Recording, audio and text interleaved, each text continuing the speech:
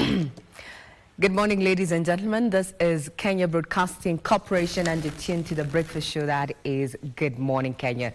Back like I never left, made banter there with some thinking that I would have been stuck in Kisumu County. Talking about my colleague Victor Lo, but hey, I would want to say that Kisumu was good, but home is best. I'm Regina Manyara. Now we speak stories that have been making headlines in the last 24 hours. Remembering that in not too long, that is going to be around Monday, Kenya is going to be having, or rather celebrating, Mashujaa Day. Now, Kitui County is proud to host this year's Mashujaa Day celebrations under the theme Transforming Lives Through Sustainable Energy Solutions. My colleagues Benson Rioba and Giverson Minor are in Kitui and are going to be just bringing us up to speed on inroads that have been made to ensure that residents of Kitui and its environs are connected to power at a time when Kenya is gravitating towards renewable energy. This and so much more in the course of this particular broadcast. Now introducing the team. And we are biased. We start off with the ladies. Vivian, good morning. Good morning, Regina, and a very good morning to each and every one of you. I missed the memo, the blue memo, because I can see all of you are in some sort of shade of blue. Yeah, you're looking nice. You're still using your Ukambani. You don't have... I didn't get the memo, but at least my pen has a blue. Where's your pen? There's a blue on my pen. We were separate. Otherwise, thank you for joining us this beautiful Wednesday morning. This is how we do it right here on Good Morning Kenya. We get to put you up to speed with matters that are making headlines in the country, as well as get to speak on different conversations that matter to you and me. And that will be what will be happening right here on the show this morning. I want to speak on the conversation that I'll have today on Women at the Forefront, which is a segment that we have every single Wednesday, where we try and bring women who are doing exemplary well in different fields so that we are able to inspire the next generation of women. And today we'll be looking at bridging the access gap for girls, specifically looking at ways to raise resilient girls for a better tomorrow. And joining me will be Svelta. Svelta is the country director for Sky Girls Kenya, and then we'll also be having Brida Kamau, who's the community manager,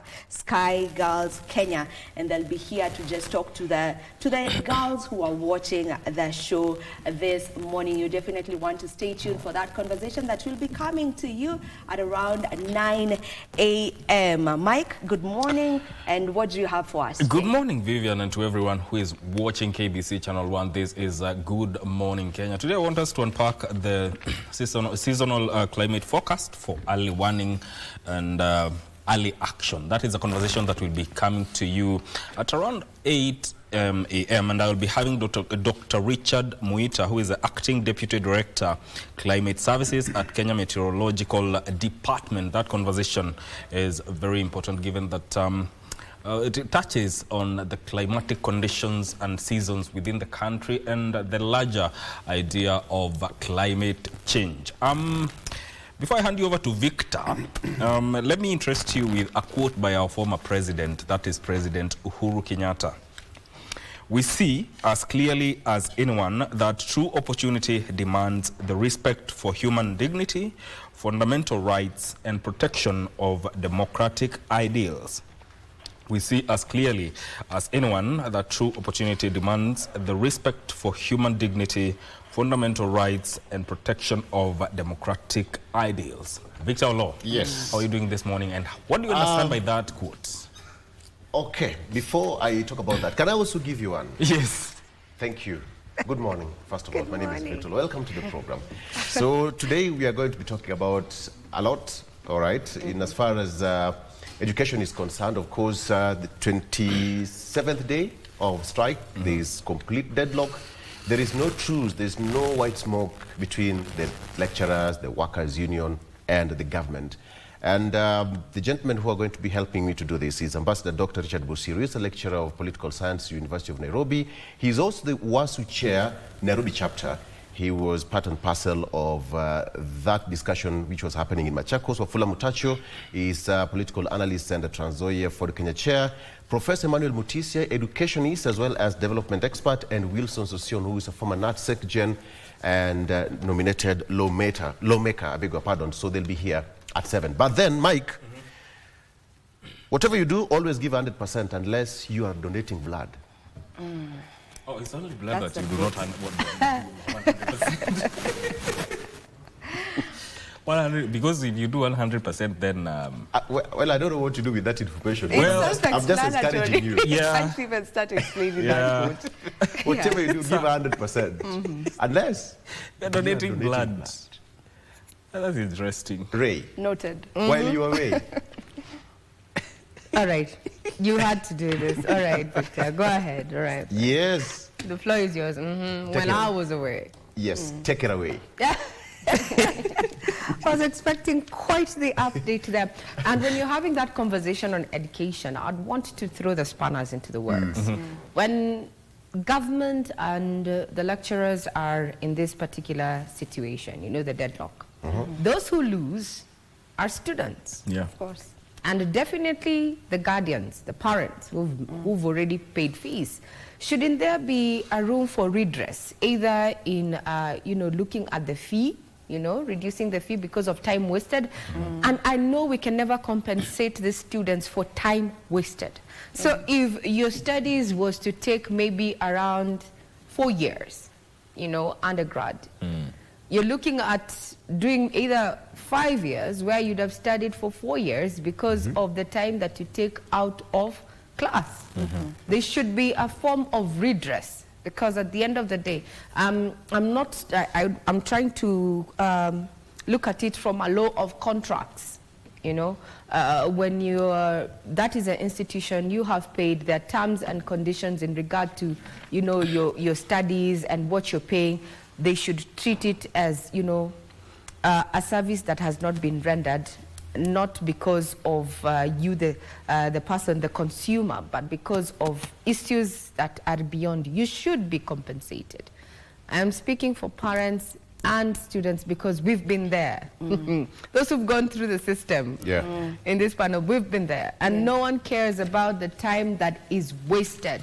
When we are agitating for rights, CBAs are not honored, government is playing hardball, and those who are caught in the middle are students and parents. I think that's also another avenue you can tackle. Why is there no room for, you know, redress or rather compensation for time lost, either in monetary reduction in terms of the tuition fee, or, I don't know, comprehensive or collapsing of the time taken in school, you know? Yeah. I don't know.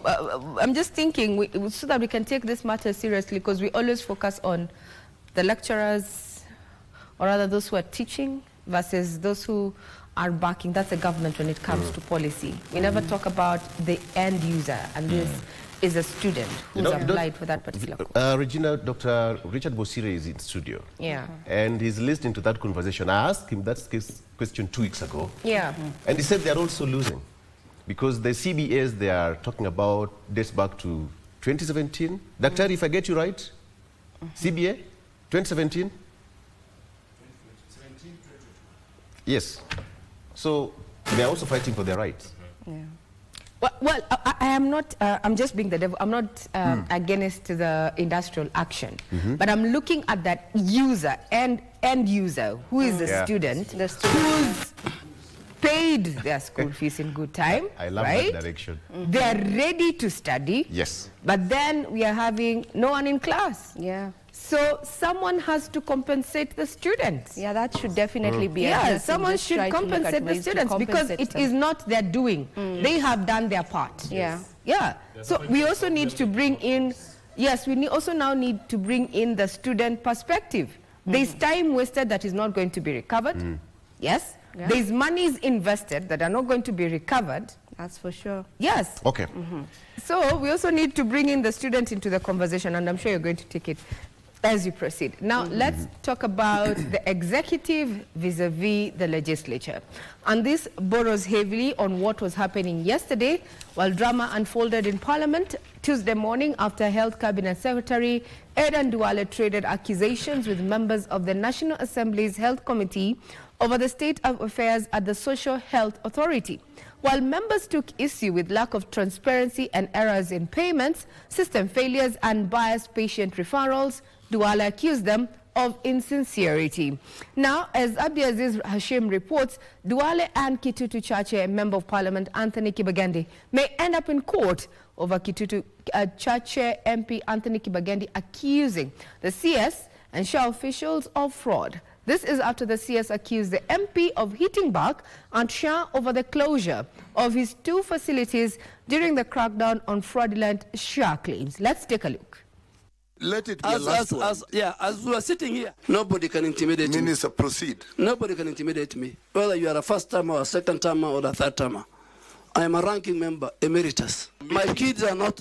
My kids are not. And we will not. You are a hostile witness. My kids. We will not allow you to continue intimidating this committee. It was a stormy exchange at the National Assembly's Departmental Committee on Health that lasted for more than 5 minutes. I will not allow you to extort and blackmail the Minister of Health. Who is extorting you? You are extorting the Minister of Health. Who is extorting you? Health Cabinet Secretary Aden Duale and Kitutu Chache South Member of Parliament Anthony Kibagende traded insults and accusation over the running of the Social Health Authority SHA.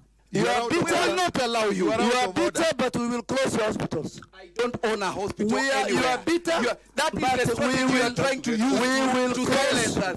You close the hospital. We will close the hospitals. Close them. Nobody can bully me, particularly when you are conflicted, when you have facilities. Point of order, and some of the Chair. members of this committee have facilities. Point of if order, you want me to name them, I will name them and I'll give it to you. Point of and order, they should not be in Chair. this committee. To demonstrate to me which hospitals I own. He can bring out the CR12. He can even take photos of those particular hospitals and show Kenyans. In the heat of the moment, the CS resorted to accusing Kibagende of operating 2 health facilities that were closed by the ministry in the soup on fraudulent SHA claims.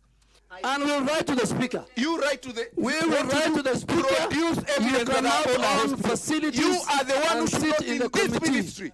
But even after Kibagende was thrown out of the committee session, another war of words ensued between the CS and Nandi woman representative Cynthia Chepkosgei. It's my business as a public servant. Point of order. And the member for Chair, the member for Nandi cannot intimidate me. I'm not the type. Honorable Chair, he needs to make a decision whether he wants to come back to this house or serve this nation as an executive member. It is a choice he needs to make. I can go back to Waziri Township and win.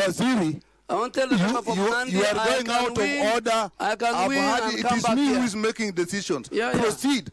The CS was at pains to explain erroneous payments, lack of transparency in payments, system failures as much as 4 times in a month, weak communication, biased patient referrals, inadequate training leading to inefficiency in claims approvals, and marginalization of teenage mothers under SHA. The condescending attitude of the CS toward this committee is properly noted. We've had a lot of people in facilities who are actually not quite sure how the system works. We can't continue hiding on chapter what and at what because Kenyans are dying. From these observations, it means there is a problem. Things are not working well. The committee chair, Dr. James Nyikal, took issue with the erroneous payment of 16 million shillings to a facility in Nyeri County that was meant for the county referral hospital. I mean, for me to be the Minister of Health is not life and death. There is a high rate of claims rejection, even in cases where health facilities had provided adequate supporting. The MPs blamed unskilled SHA officials for the frequent system failures that bogged down service delivery. I'm not scared. Even I know the rules and the procedure of an impeachment. I want to be impeached because I participated in 8 impeachments. Well, now that continues to elicit a lot of debate, not just within government levels, but also within the private sector, as well as among Kenyans. We're counting over 2.5 years since we adopted this particular new format. There's still teething issues. Government on one hand saying that Kenyans need to exercise patience. Remember, Kenya has been moving towards universal health coverage, but now under the SHA, the new dispensation is that other than misinformation around the issues of SHA, we also have reports, that are verified that patients actually are not getting the requisite services that they require under this new authority. Kenya transited from NHIF. Now we are under the Social Health Authority, that is SHA. Then under SHA we have SHIFT and such, and things are not working there. So what do you think? Is it a blame game between the executive and the legislators? Because other than what we have just seen, what happened yesterday, that particular health committee, we've had a series of cabinet secretaries as well as executive members of government failing to appear, when they're summoned, either by the legislature and such. Is it a dissent when it comes to matters of governance and the rule of law? Give us your take. Get us on X at KBC Channel 1. Now, we are currently counting over 20 days when it comes to the strike. Now, the University Academic Staff Union, WASU, has condemned the Ministry of Education's directive to form a technical team to determine the exact amount of money owed to the striking lecturers under the 2017-2021 collective bargaining agreement. WASU officials maintain that the amount in contention is 7.9 billion, which they asserted the government must own up and pay. They have said that without these terms being met, the strike has clocked a month remains on. These are things that we have done, including yesterday, to confirm and affirm the court judgment that the figure comes to a total of 7.9 billion. When you are implementing a CBA, and this is what the vice chancellors and the government must know, particularly the SRC, the advisors. There is what we call placement. Where are you placing me in my grade, in my job grade? Are you placing me in my rightful notch or not? You can place me in my rightful notch diagonally, but have you paid me what I have owed you from the day this ought to have been paid? The strike is on. There are two components in a CBA. CBA increment and automatic annual increment. You can take the judgment of 15th January 2021. The court explained those two components. The horizontal movement is the CBA movement. The vertical, that distinguishes the long-serving employees from the one that has just entered, that is the automatic annual increment.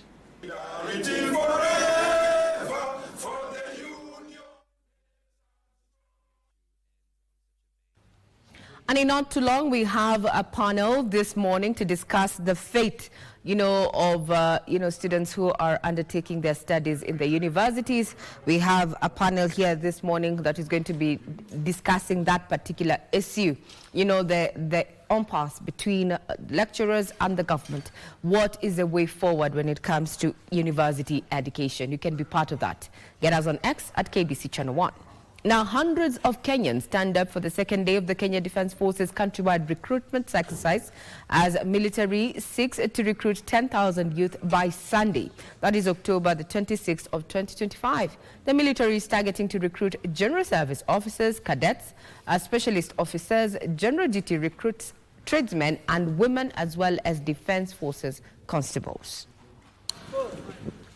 In Mandera County, a notably low turnout of females was witnessed at the Kenya Defence Forces recruitment centres in the region. Lieutenant Colonel David Okonde, however, praised the youth for attendance and maintaining discipline throughout the process. We had around 103 as a turnout, and through the process, we have taken them through the process, and we have eliminated several of them. Majority of them had issues with the documentation, where the names were not matching in both the ID. In Nyahururu, Nyandarua County, at least 300 youth participated in the KDF recruitment exercise held at the Nyahururu Stadium. The officer in charge, Lieutenant Colonel David Awonda, said the turnout reflects the public's trust and enthusiasm for serving the nation through the KDF. We are actually very, very much alive to gender equality. We give opportunity to both ladies and men. Meanwhile, in Homa Bay County, Lieutenant Colonel Austin Kirwa issued a stern warning against any acts of bribery during the ongoing KDF recruitment exercise. You must pass the basic requirement, which includes the age between 18 and 26. The height is prescribed, the height for the male and for the female, same also as for the weight. The deadline is the 26th of October this year. Now, to the corridors of justice, a middle-aged man accused of killing a General Service Unit officer near State House, Nairobi, will be detained for 14 days. This is after the Kibera Principal Magistrate, Christine Njage, was informed that the suspect, Kithuka Kimunyi Musimi, shot Ramathan Maimba using a bow and arrow as he was on duty along the Dennis Preet Road on Monday, the 13th of October. Allowing the application, the court further ordered that the suspect be escorted to the Mbagathi Hospital for medical examination.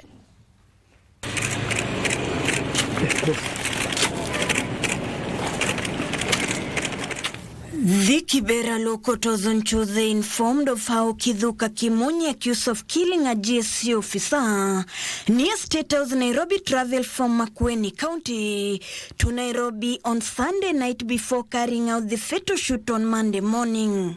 Naona hii kisa imetokea karibu na B mnamo tarehe 12 saa za asubuhi kama saa 2:30. Detectives sought more time to record witness statements, analyze CCTV footage, and conduct medical and mental assessments of the killer. Rusha mchale mbili, moja iliwe haijapata maafisa wale wako huko. Kwa bahati mbaya, mchale wa pili iliweza kupata afisa moja kwa majina Ramadan. Musimi was arrested and detained at Kilimani police station, allegedly shot the GSC officer using a bow and arrow hidden in a green sack as he manned a security barrier along Dennis Preet Road near State House Gate D. So kaweza kufunguliwa na mashtaka ya mauaji. Ndipo tukalete mbele ya koti mahakama. Tuweze tuomba masiku 21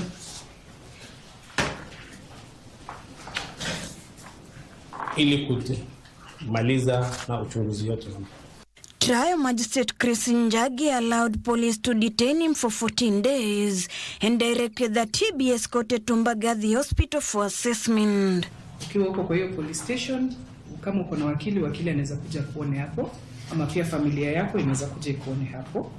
Utatajwa tarehe 28 mbele ya court nambari 10. Ruth Wamboi for Good Morning Kenya. Some of the reports that we have received indicate that the accused, that is Musimi, and the deceased there were at one point colleagues at State House. As this continues to unfold, we'll be keeping tabs on that, especially to ascertain the motive on an action that has left a majority of Kenyans bewildered. To the counties now. Education experts have urged the youth to join technical and vocational education and training institutions to equip themselves with skills that they can use for self-employment both in the local and global markets. According to experts, strengthening TVET programs remains critical to addressing Kenya's youth unemployment challenge and ensuring the country has a workforce ready for an evolving job market. Speaking after Kabete National Polytechnic emerged in second position among the best performing technical and vocational education and training institutions, the institute's principal, Dr. Patrick Mushemi, called on other institutions to continue empowering youth with skills and help reduce unemployment in the country. Qualification of other institutions, I think that is our responsibility, that is our mandate, so that we do it well, and we do it well for Kenya, and making sure that we are really satisfying the need that are there in our economy. In the skills that we are producing, they are the acceptable skills outside there in the economy, both Kenya and globally. Meanwhile, girls from pastoral communities in West Pokot County are being urged to remain vigilant during the upcoming long holidays to avoid falling victims to female genital mutilation and forced marriages. Bring the mentors here, showing the young women here in West Pokot that you can make it, that you have the chance, you have the opportunity through this program and also through your mentor. And two-time World 800 meters champion Billy Komitai Conchela has been appointed as the member of the National Heroes Council for the next 3 years. I think the most important thing that we shall be able to have here is that I can be able to contribute is to make sure that those heroes, athletic heroes, because a lot of them have not been recognized and they have done tremendous things. Elsewhere, residents of Nyatike, Migori County now have access to clean and safe drinking water after years of struggling with severe water shortages. The drought-prone region has benefited from a World Bank-funded borehole drilling initiative under the Financing Locally Led Climate Action Program, FLLOCA. Kama maji hii bado hajakuja na chota maji kwa mtoni juu chini kabisa. Tena ni mbali. Tena hiyo maji hiyo sio mzuri. Zamani tulikuwa na chota maji kwa mto hapa inaitwa Ngoche. Hapo hiyo mto umbwa, ng'ombe, kila kitu. Lakini saa hii tumeacha hiyo nini? Tunachota tu maji hapa. Finally, following rapid technological changes and shifting life dynamics, a section of senior citizens has called on institutions of higher learning to consider offering short courses tailored to their needs, saying such programs would help them navigate modern challenges and enhance their quality of life. This institute hopes to take care of aging issues, health, care, legal issues, and all other issues that challenge isolation, inheritance, all those issues that challenge the old people in this country and the world over are the issues that we want to address. That effectively takes us to Siaya County, where the county is looking to forge collaborations to train micro, small and medium enterprises in best business practices. Siaya County Executive Committee member for Cooperatives, Enterprise and Industrialization, Grace Agola, says the Siaya International Trade Investment Conference, CITICO, is a platform to broker such partnerships to stimulate the county's economic takeoff and empower small businesses. That Siaya County is showcasing its business potential in blue economy, energy and industrial sectors to transform its economic fortunes.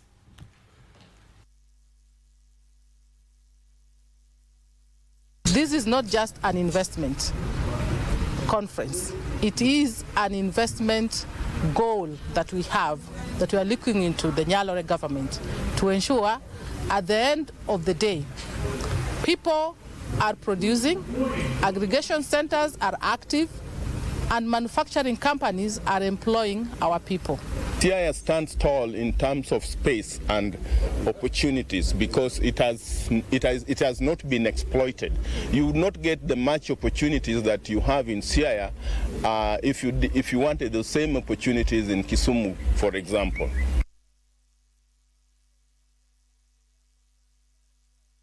Our team is down in Siaya for the investment conference there, and Alan Oko will be keeping tabs on what comes out of it. Now, Kenya is in talks with a number of nuclear power equipment providers drawn from 5 countries as the country accelerates plans to build its first generating plant. Energy Principal Secretary Alex Mashujaa says the government is in the final stages of selecting possible sites to host the nuclear plants that will inform details to be forwarded to the International Atomic Energy Agency. Mashujaa made the remarks in Kitui, where the government is stepping up last-minute mile electricity connection programs. Commenced it with the International Atomic Energy Agency, and we do have international partners who are helping us in terms of nuclear power development. We have signed several MOUs from Korea to US to China to France, so we have several partners that we are working with. As a matter of fact, the government has committed roughly 2.3 billion in this county alone, and therefore we have many projects that are lined up. And we have a time frame between now and the end of this financial year. Saidia usiku, maana sasa hatuongopi, unahakisha security, hatuongopi giza. Pia kuna msaada mwingine kwa watoto wetu pale shule. Watoto wanasoma bila stress. Sasa hatuna shida. I graduated from JKUAT 2023. It's when I graduated. So I've spent 2 years in Nairobi, just residing in Nairobi. Nothing much. I'm just residing in Nairobi because I can access power easily. But with power here, I'm okay and I can invest in other things because here it's cheap, it's economical. Just to remind you that you're going to be keeping tabs on what is happening in Kitui, where our colleagues are on standby and just keeping tabs on what is happening there. Last-minute preparations ahead of the Mashujaa Day celebrations that are going to be taking place in Kitui there, with a theme just around sustainable energy there. We are also going to be keeping tabs on what is going to be happening later in the day as far as matters business is concerned. Being the 14th of the month, we expect to have an energy review that is going to inform retail price of petroleum products, including fuel. Being the 14th, we're expecting that particular report. Also, it happens to be the second day of the Siaya Trade and Investment Conference there, where Alan is keeping tabs on that particular circle. We also have the president is going to be on a tour of his Ukambani, or rather, he's going to be on the Ukambani development tour there. He's been doing several tours in the year, and now it's Ukambani. We'd want to see what is going to be coming out of that particular tour there. You see, President kicks off his Ukambani tour today. We're going to be keeping tabs on that, just looking at how to build capacity within Kitui. Remember, Kitui is going to be hosting this year's Mashujaa celebrations there. And we are marking the Energy Week. It continues down there in Kitui County. That is ahead of the Mashujaa Day. We have our team of business as well as general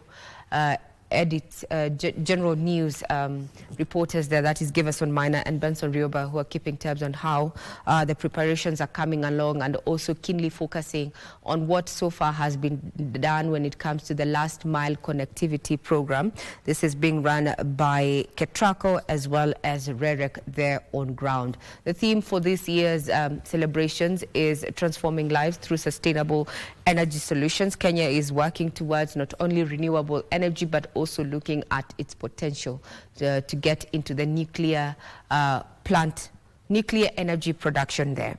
We are also going to be having a look at what is happening in Siaya, as I mentioned earlier, which is day 2 of the Siaya Trade and Investment Conference there, with Siaya County posing as an ideal investment destination, not just for foreign direct investment, but also for local entrepreneurs within the private sector to just go and invest in the county there. That is just but a sneak peek of what to expect, or rather what is developing, and just to look out for that particular report by EPRA towards the end of the day, that is going to inform how you and I are going to be purchasing petroleum products, including fuel, being the 14th of October 2025. Now, we have an update. We also had the Harambee Stars actually take on, or rather have a game yesterday. You can get further details on our website there. That is going to just bring you up to speed on how they did. Remember, KBC is indeed your sports partner, so we'll be giving you the updates in as far as sports, business, as well as what is happening in the political scene as we proceed with this particular broadcast. Now, I want to hand you over to Victor Law as it engages our panel this morning, and the main focus is just looking at the over 20 days of the lecturers' strike. What does this mean for the students? What does this mean for guardians? What does it mean for university education? Who is going to blink first? Yesterday we had Wasu saying that it is not on board with government's, move or rather directive to set up a technical committee to really determine the monies owed. As far as they're concerned, they are owed a cool 7.9 billion shillings. The 2017-2021 collective bargaining agreement. Over to you, Victor Law. I'm Regina Manyera. Have a splendid day ahead.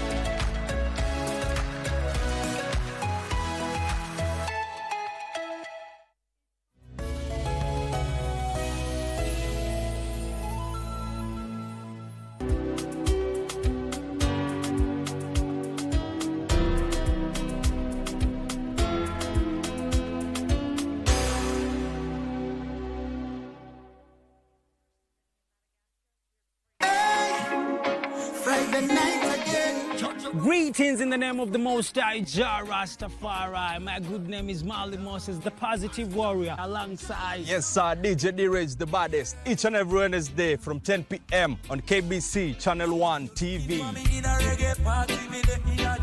Tunakuletea the biggest reggae party in 254 in a yard extra. Extra niceness of reggae music. Extra dose of entertainment. When the thing is nice, we have to do it twice.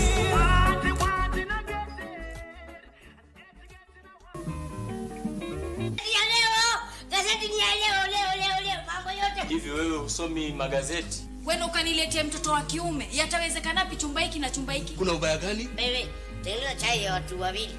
Fanya faster. Huyu amechoka, anasikia njaa, hana bwana, hana mume.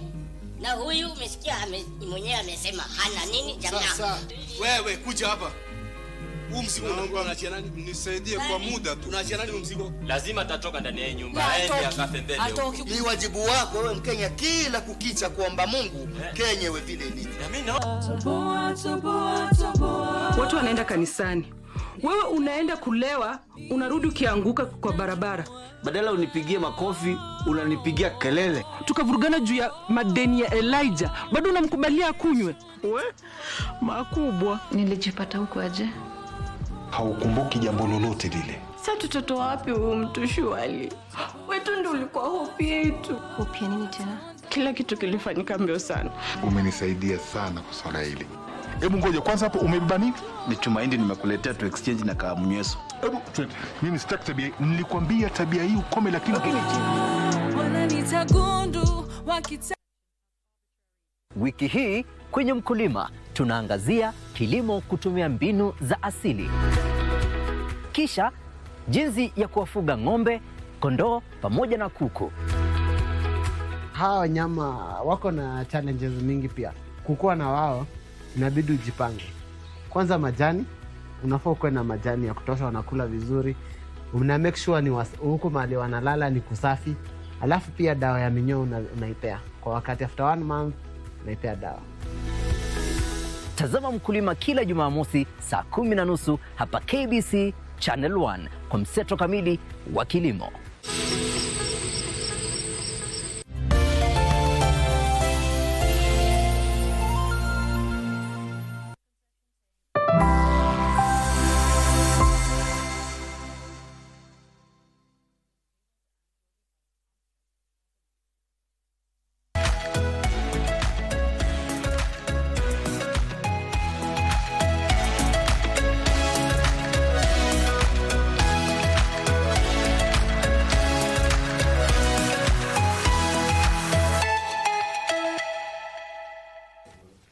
Good morning. Welcome back. Time now is 10 minutes past 7 a.m. We want to do this very quickly. And you know how we always do it. Wilson Sosion, former Secretary of NAT and a former nominated lawmaker, is here in studio. Mheshimiwa, good morning. Good morning. Karibu sana. It's been a while. Yes. Thank you. A proper sabbatical. Yes. Yeah. And next to him is Professor Emmanuel Mutisia, who is an educationist and development expert, also with us here. Prof, you are good? Safi kabisa. Good morning. Asante sana. You had a very busy day the other day in Konza.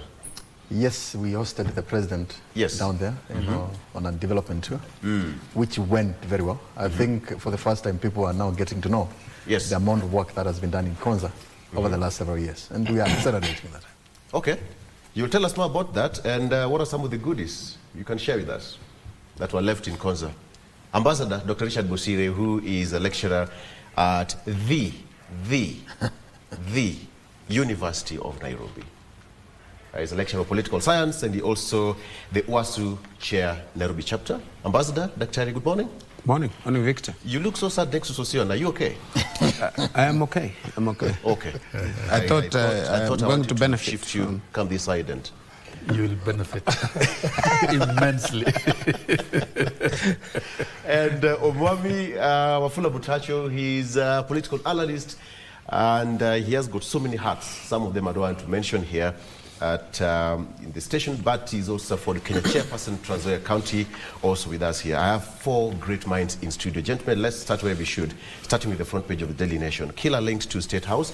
The gentleman in question here was arraigned yesterday, and he is police custody for the next 14 days. And the Daily Nation says that the slain GSU officer, Ramadan Matanka, was the son of former State House employee. He first worked at the State House residence after completing high school in 2019 during a cleanup campaign where he met and befriended this gentleman called Kithuku Kimunyi. Later, he joined the elite squad guarding the premise where his life was cut short. So, well, somebody can say that, according to them, that they knew each other. President William Ruto was yesterday at the Eldoret Airbase to mark the KDF Day. Most popular senior school pathway, again, Sosion will have to tell us here, most popular senior school pathway, science, technology, engineering, and mathematics. Basically, STEM is the most popular pathway among grade 9 learners, with some 569,000 students have opted to study STEM in senior school. Another 437,000 have chosen social sciences, and some 121,000 students want to specialize in arts and sports. That is according to just a quick summary.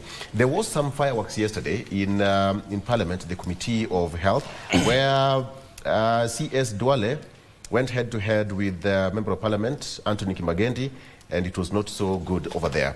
Let me come back to the front page of the Star. Rifts emerge as Gachagua battles for Mount Kenya grip. Okay. Growing list of rivals exposes deep fissures in the region. All right. So Ruto dons military fatigue in honor of Kenya defenders. That is the KDF. He was in Eldoret yesterday. MPs lay bare Shah flaws as CS Duale defense program. Yesterday it was there, and that's on the front page of the Star newspaper, but that is also on the main read of the Standard. Duale, bully in chief. That is the two gentlemen. We have CS Duale and Mheshimiwa Member of Parliament Kibagendi there, and say that tempers flared in Parliament as Health Cabinet Secretary Aden Duale clashed with MPs during a stormy Health Committee session, trading insults and accusations of intimidation. The dramatic exchange, which saw lawmakers walk out in protest, laid bare deep tensions over the troubled Social Health Authority, with MPs accusing the minister of arrogance and contempt, while he dismissed them as, quote-unquote, junior members unfit to question him. Should it be so?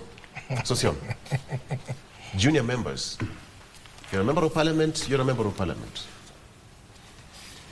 I think Parliament has to reorganize itself, particularly the Committee of Health, together with its client, so that we have a dignified session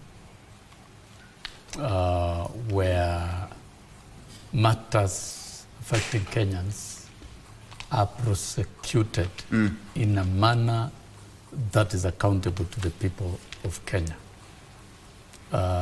What happened in the committee session, I don't think has happened in the committees of parliament in many years, where a member actually gets completely out of order and it regresses into a shouting altercation. Yeah. And that actually removed everything from the substratum of auditing the SHA program, a major flagship and a major undertaking that any government is doing in the world at the moment to roll out universal health coverage for all citizens. It's a major undertaking. It is not worth the shouting exchanges that we saw yesterday, and therefore there is some homework to be done. Okay. And the same session repeated. The issues raised by members of parliament to be responded to, and we have, because the committee of the House raised, I think, about 19 issues in fixing SHA. They are doing so on behalf of the people. The executive, through the Cabinet Secretary for Health, should be able to respond to all those issues. And if the CS rightly stated that he was getting the issues for the first time in that session, it is only reasonable, he is given time to go and prepare responses on the same. Okay. The standard procedure of Parliament is that when you are summoned to the House as a Cabinet Secretary, you are summoned in writing and question placed before you. Correct. And then you prepare your report. That is done in writing. You cannot be summoned and then ambushed with new information. That is not how Parliament works. It is going to be wastage of the opportunities and time of Parliament. So the new information that was placed before the Cabinet Secretary, the Cabinet Secretary should be given time to go and prepare for appropriate written response that he will be able to present, to submit even to Parliament in advance before he appears. And then he can defend it orally. I think there was a lapse in the process of doing things. And that lapse in the process of conducting business of the committee resulted in this altercation. Let's give context. So Parliament must reorganize itself. Thank you. Let's give context and to what the Cabinet Secretary should go back again. Let's give context and to what respond happened. to the questions. Let's give context to what happened yesterday. At least you can have a background. Director, we give that. Let it be as we are sitting here, nobody can intimidate me. Minister, proceed. Nobody can intimidate me. Whether you are a first timer or a second timer or a third timer. I am a ranking member, emeritus. My kids are not. My kids are not. And we will not. You are a hostile witness. My kids. We will not allow you to continue intimidating this committee. It was a stormy exchange at the National Assembly's Departmental Committee on Health that lasted for more than 5 minutes. I will not allow you to extort and blackmail the Minister of Health. Who is extorting you? You are extorting the Minister of Health. Who is extorting you? Health Cabinet Secretary Aden Duale and Kitutu Churches South Member of Parliament Anthony Kibagende traded insults and accusation over the running of the Social Health Authority SHA. We will not allow you. You are bitter, but we will close your hospitals. I don't own a hospital anywhere. You are bitter, that is the strategy we are trying to use to silence us. You close the hospitals. We will close the hospitals. Close them. Nobody can bully me, particularly when you are conflicted, when you have facilities. Point of order, and some of the Chair. members of this committee have facilities. Point of if order, you want me to name them, I will name them and I will give it to you. Point of and order, they should not be Chair. in this committee. To demonstrate to me which hospitals I own, he can bring out the CR12. He can even take photos of those particular hospitals and show Kenyans. In the heat of the moment, the CS resorted to accusing Kibagende of operating 2 health facilities that were closed by the ministry in the soup on fraudulent SHA claims. And we'll write to the speaker. You write to the... We will write to the speaker. Produce evidence that our on facilities. You are the one who should not in this ministry. But even after Kibagendi was thrown out of the committee session, another war of words ensued between the CS and Nandi woman representative Cynthia Chepkoskei. It's my business as a public servant. Point of order. And the member for Chair, the member for Nandi cannot intimidate me. Another time. Honorable Chair, he needs to make a decision whether he wants to come back to this house or serve this nation as an executive member. It is a choice he needs to make. I can go back to Garissa Township and win. I want to tell the member from Nandi, you are going out of order. I can win and come back It is me here. who is making decisions. Proceed. The CS was at pains to explain erroneous payments, lack of transparency in payments, system failures as much as 4 times in a month, weak communication, biased patient referrals, inadequate training leading to inefficiency in claims approvals, and marginalization of teenage mothers under Shah. The condescending attitude of the CS toward this committee is properly noted. We've had a lot of people in facilities who are actually not quite sure how the system works.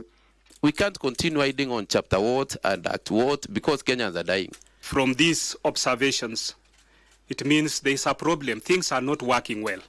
The committee chair, Dr. James Nyikal, took issue with the erroneous payment of 16 million shillings to a facility in Nyeri County that was meant for the county referral hospital. I mean, for me to be the Minister for Health is not life and death. There is a high rate of claims rejection, even in cases where health facilities had provided adequate supporting. The MPs blamed unskilled Shah officials for the frequent system failures that bogged down service. Right. There we go. It was heated. Yeah. Dr.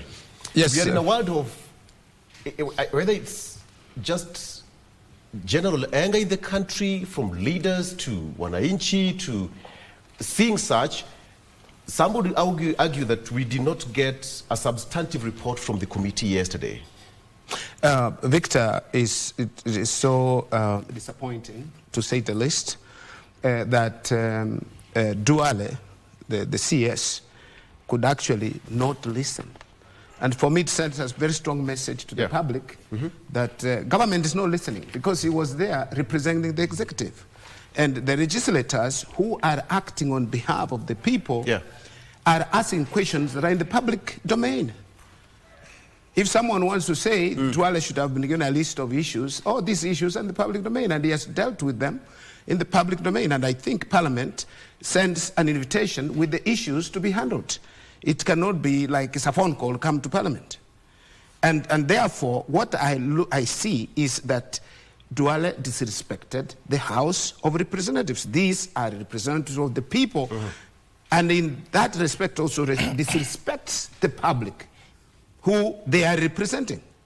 And because issues have to be prosecuted in the committee so that members of the public receive justice. The issues of Shah not working are not new in this country. People have raised these issues, Victor, over and over.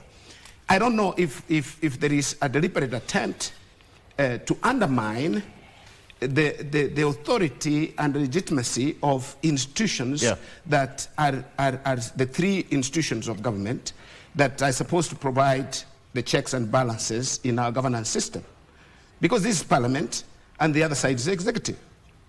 And the executive seems to be loading, really disrespecting the Parliament. How do we must have a line between the two. So what I'm saying, Victor, in a nutshell, is that should not happen.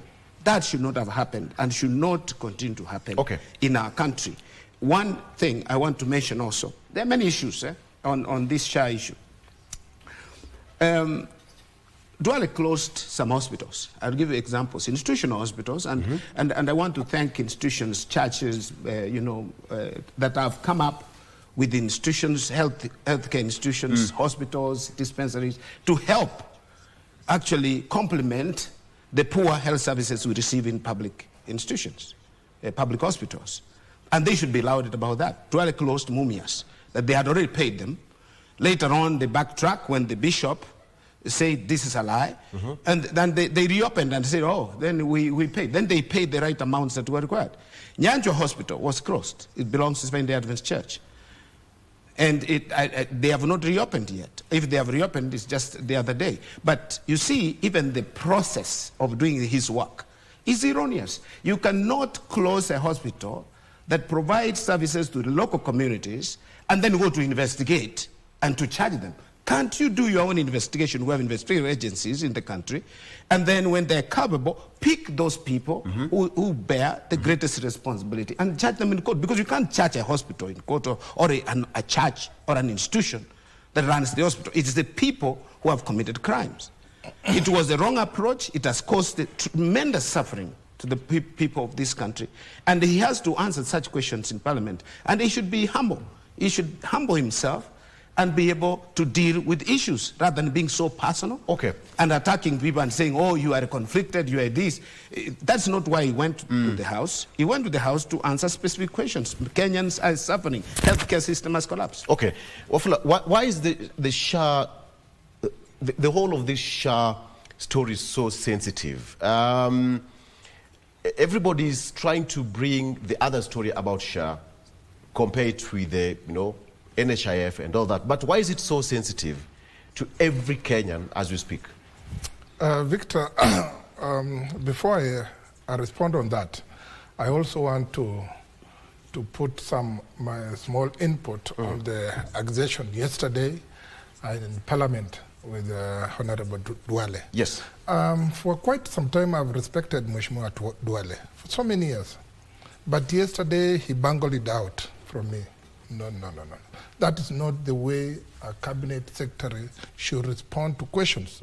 And I thought Mheshimiwa Sosion could stand with the Duale. But I'm surprised he has jumped the fence, because this issue is serious. And I want to congratulate you, Mheshimiwa. This one, we must call it a spade. Duale bungled it out completely. I want to give an echo to those two ladies who have been there before. They used to come to the House and respond positively.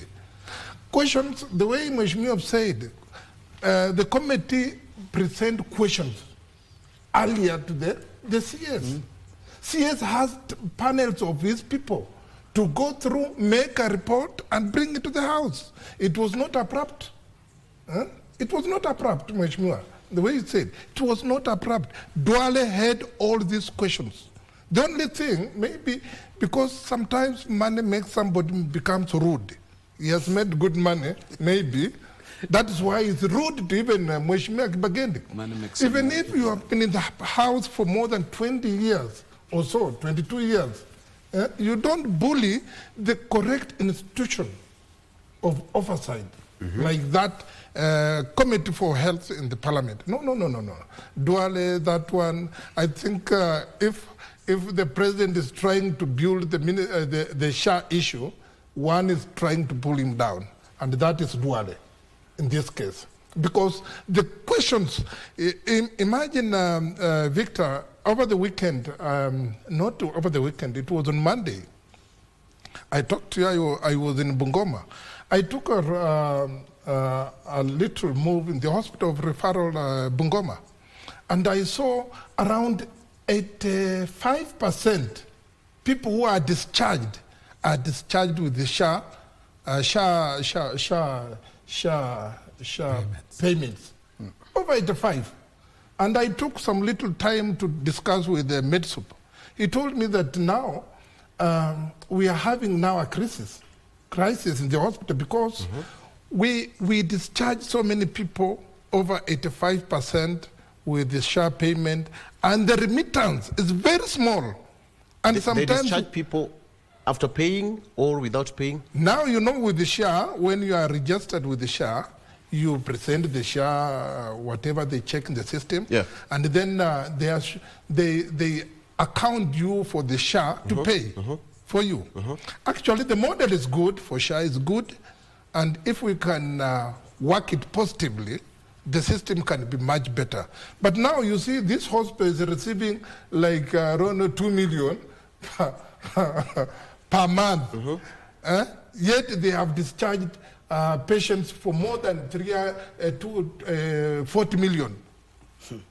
40 million. Now, where is this other 40 million? How do they land those? How do they Now, land? this hospital needs to pay the services, need to pay the suppliers, you know, the salaries, and so forth. Now, people are making the problem. I also visited Mama Margaret Wood Hospital, and I discussed with the CEO. He said that now we are waiting for SHA to pay so that we can also purchase drugs and all this what the hospital needs. Now there is a problem here. Duale could have taken questions correctly and explained to Kenyans because Kenyans are dying. This is not a small ministry like that one of roads that you can you know, put some patches in the road and people pass. No, this one goes with health. And health is key. And I think it's the life of the people. Because we are talking about health, I think it is also healthy for us to take a break. But this issue, Victor, is serious, and I want to caution Duale should go to Parliament once again and respond those questions and make a good apology to the Parliament, and also ask the Speaker at least to bring this matter to plenary in the Parliament. People of Kenya deserve to get some answers, not even Parliament. All right, let's take a break. It's a healthy one. Oh my goodness. We'll be right back. Stay with us.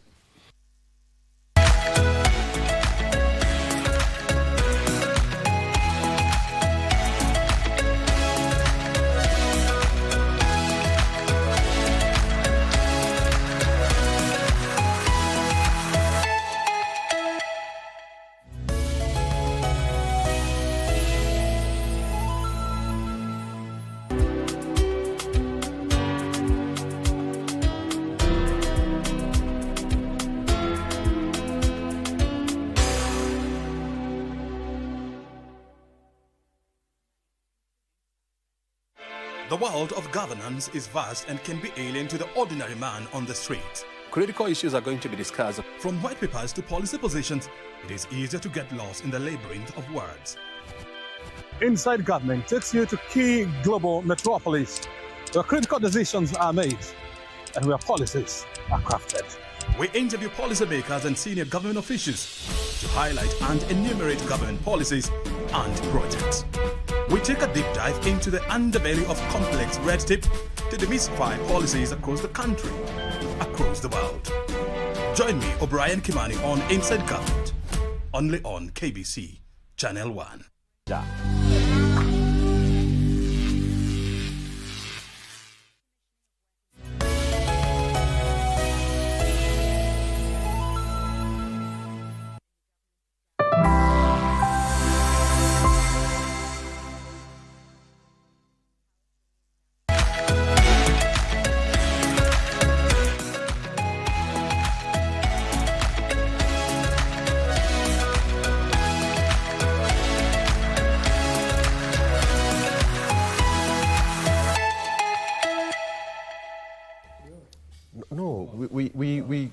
Okay.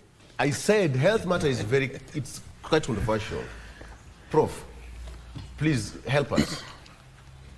Good morning. Morning. You have your cup of coffee, all of us. We have our cups of coffee. Gentlemen, welcome to the program. Thank you very much. Let's do this. Let me test. Okay. So, I wanted to do this very fast, and then I want to talk to the matter about education, because this is now cutting across the country, and we have to discuss about it. But then now, when we talk about SHA, we've talked about this for far too long, Prof. And I think it's just quite fair that Kenyans deserve to get some answers from the representatives. Duale is an individual who represents Kenyans, and Parliament are also representatives representing Kenyans. But when Kenyans are not getting the right information from the leaders that we have given that mandate, it is the grass that's going to suffer at the end of the day. Thank you, Victor. I'm just going to take it up from my fellow panelists. Yes. But I'm going to say the following. Number one is that the CS is responsible to providing answers to questions that are being raised by all the Kenyans, including the representatives that we have in Parliament, who are the representatives of the people. And that response process should be more dignified, more diplomatic, in a way that we give a proper representation of the kind of government that we have today. We saw, of course, what happened in Parliament yesterday.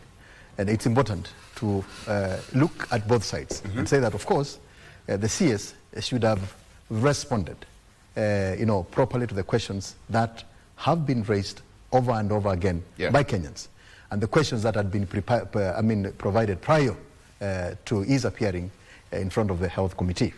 And so the image that we saw yesterday of shouting, at one another, is not the image that we want to see as Kenyans from our leaders who are supposed to ensure that we get what we deserve as Kenyans. But on the other side, we also need to look at the parliament and the parliamentarians themselves and say that, when you get that level, I don't think there is anyone who is justified to wake up and also abuse a member of the executive. I don't think that is also good.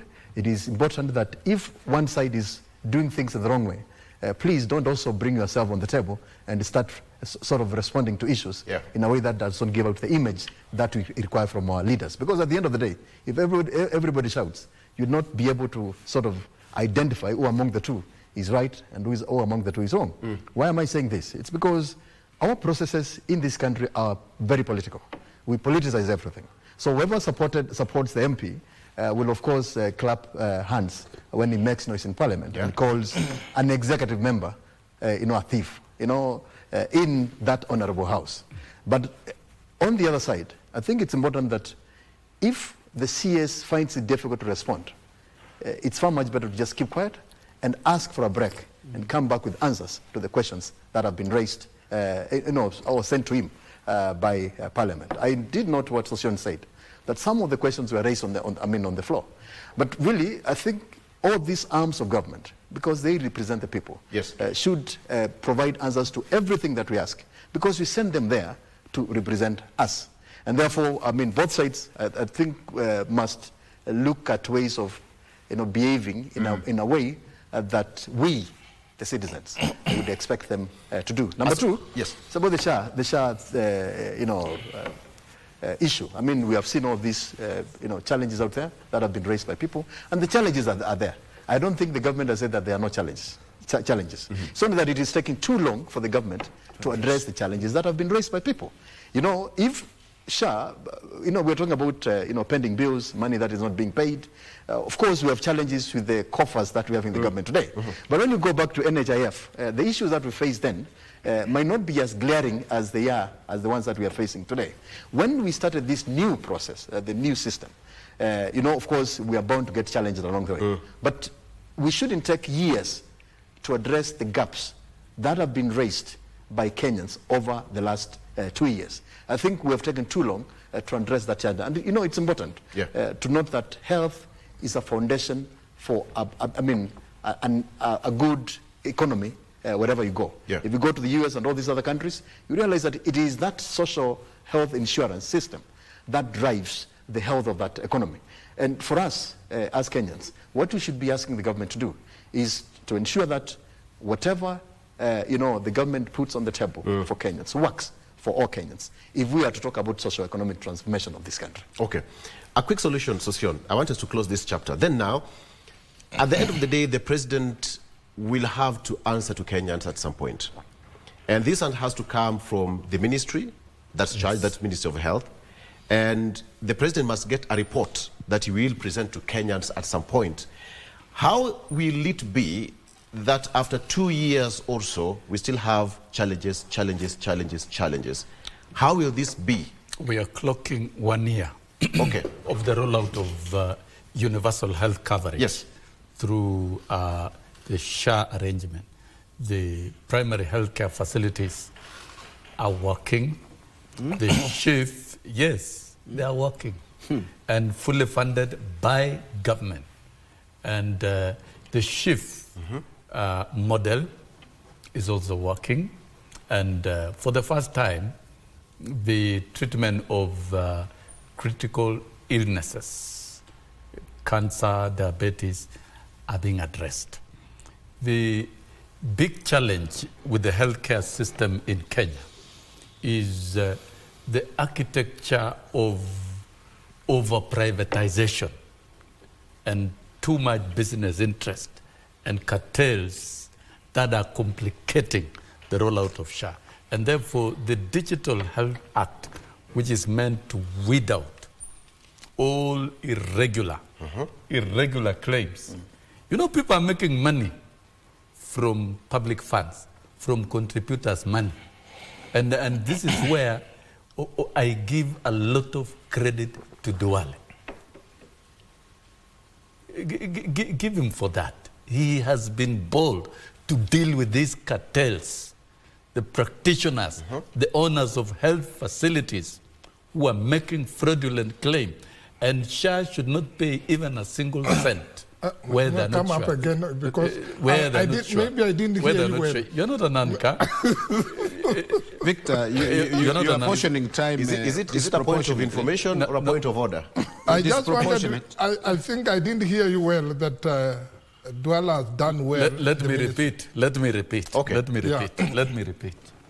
And kindly substantiate that point. What Duale has done to deregister facilities that are involved in fraud is the right thing to do for this country.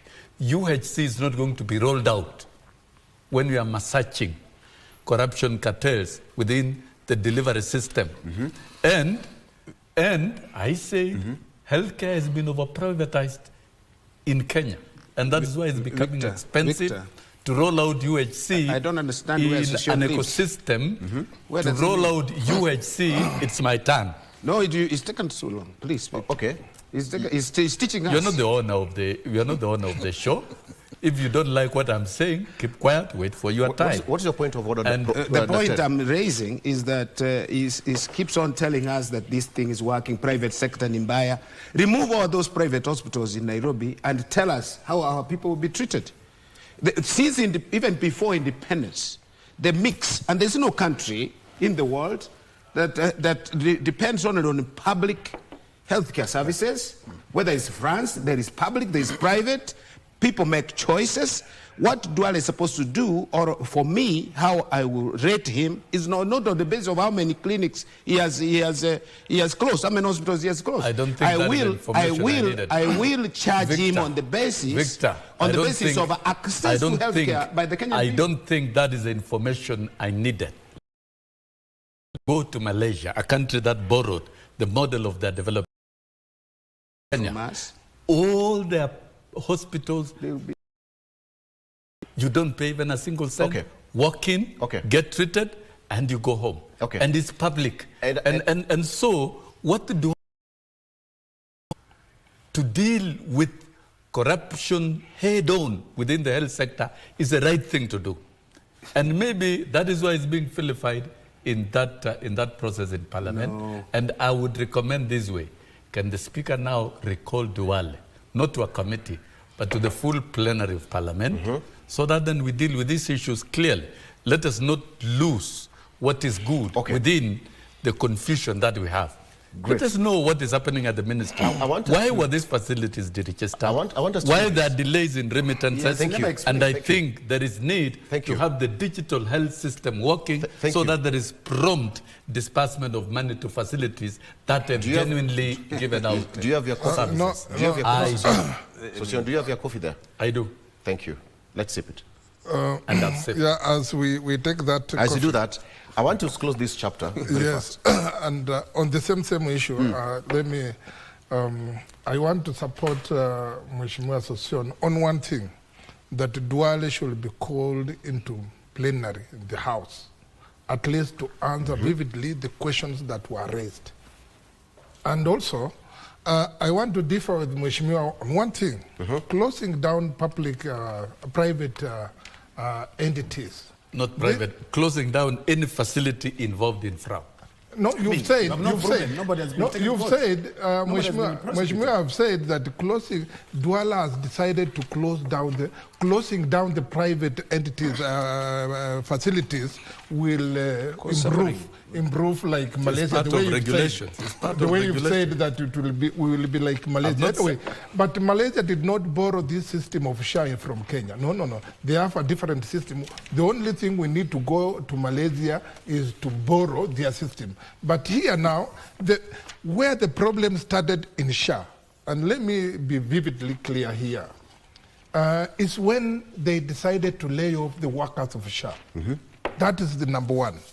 Number two, when they told the workers of SHA who are collecting good amount of money, and I remember I used to go there to remit the payment for my workers. They were actually on my neck before they give me the compliance. But right now, those workers, because they were forced to reapply with a specific salary scale. Okay. Victor, listen, this one is very key. A person who was earning like 150,000, he has been told to reapply with 70,000. And imagine this person was, he had committed his salary either in loans and all those things, children were at school. He had committed this man, but they decided to force them to reapply in order to remain in SHA from NHIF to SHA. It's a violation of labor laws. That one killed morale of workers in SHA. And also, even as we speak now, when the way Mashujaa is supporting Duale, I'm an investigator by profession. And this one is a profession like my friend there, professor. This one is a profession. I've taken my little time to dig into the problem in SHA. Right now, it is like a slow strike in SHA. Why? When Duale came in, he has decided to face off most of the directors, managers in SHA, and appointed, like now, he has appointed 6 new managers from his region. Yeah. 6. I couldn't have said it better. Yeah. 6 from his region. Do you think it will give morale to those workers who have worked in the SHA for all that long period? And it's in unconstitutional. That one is wrong. And it's bullying. You know why he was bullying? Because some of these questions maybe were touching to those people he has employed in SHA. So it became so difficult for him to respond, and instead he decided to be ruthless and disrespectful. Yes, to House Committee, which was let me say one thing. Let me say one thing very quickly. Just in what to add on to what this team said here. I will start with Soshan. I've spent a number of years in Asia, Japan, Malaysia, Singapore, and Korea, China. And just a point of correction that we are both private and public health services in Malaysia. The public one is very good, affordable, and works for everyone. But there is the private one which provides faster services to the people. That's just a slight correction. Number 2 is that in this country, we need leaders who can make hard decisions. Minus all these issues that we're raising here, and of course the investigative, evidence that Ofula has given us here. I think it's important to first understand that if we do not have leaders who can make decisions, then Kenya will never move forward. Now, when you look at Duale, minus all these things that we're talking about, all these challenges that many of us carry, he's a man who can make hard decisions that can take us to the next level. It's only that he also needs to make sure that he walks on the right path to ensure that we get there faster. If we look back to the last previous CSs, you realize that most of them were not able to make the decisions that he's making today. Of course, outside the managers that we talked about, which is not a good thing, and I will not support that at the end of the day. But the thing that I believe, and we've said this several times, the way you see the President, William Ruto, making decisions that are very hard and that are very unpopular, is just because if we do not do that, we are going to oscillate around a cycle of being a country that is below the rest of those advanced countries out there. If we are to get to the level that we've been talking about in the next 10 years, 20 years, 30 years, then we must have leaders who are able to stand out there and make those unpopular decisions that are good for this country. Once you do that, whether you're going to be there for 5 years or 2 years, whether you send Duale home or not, if we clean the health system that has been full of cartels, and we know most of the billionaires we have in this country have been in this health sector. Correct. We see what happened in 2020 and so on and so forth. Now, when you start checking the cartels, that is exactly what happens. And when you go to parliament, I'm not a parliamentarian, when you're put in a committee, you're put in a committee based on your profession. So it means, and I'm sorry, I'm just assuming this, it's an hypothesis, that most of the members who are in that health committee must also have a health background, must also be doing business in the health sector, which is not wrong. But they should not sit, on the pathway of making changes in this country just because they're affected. I think it's important to go on the other side and find exactly what is happening to all these people there. Okay. I'm not supporting anything around that, but the managers from the other side, those ones, I leave them to you and the chair of WASU, because I'm not privy to that kind of information. I love the way you're concluding it so smoothly. Gentlemen, let's do this in under 10 minutes. Let's all agree. In under 10 minutes, the strike is entering its 27th day today, Daktari. And the other day, people were expecting to get a white smoke from Machakos County. That did not happen. The report I have here was not signed. Who are members of this committee who are missing? Thank you, Victor. And what is the hard nut to crack when it comes to this CBA? You know, for me, the hard nut to crack is lack of government commitment and being faithful to agreements that have been signed.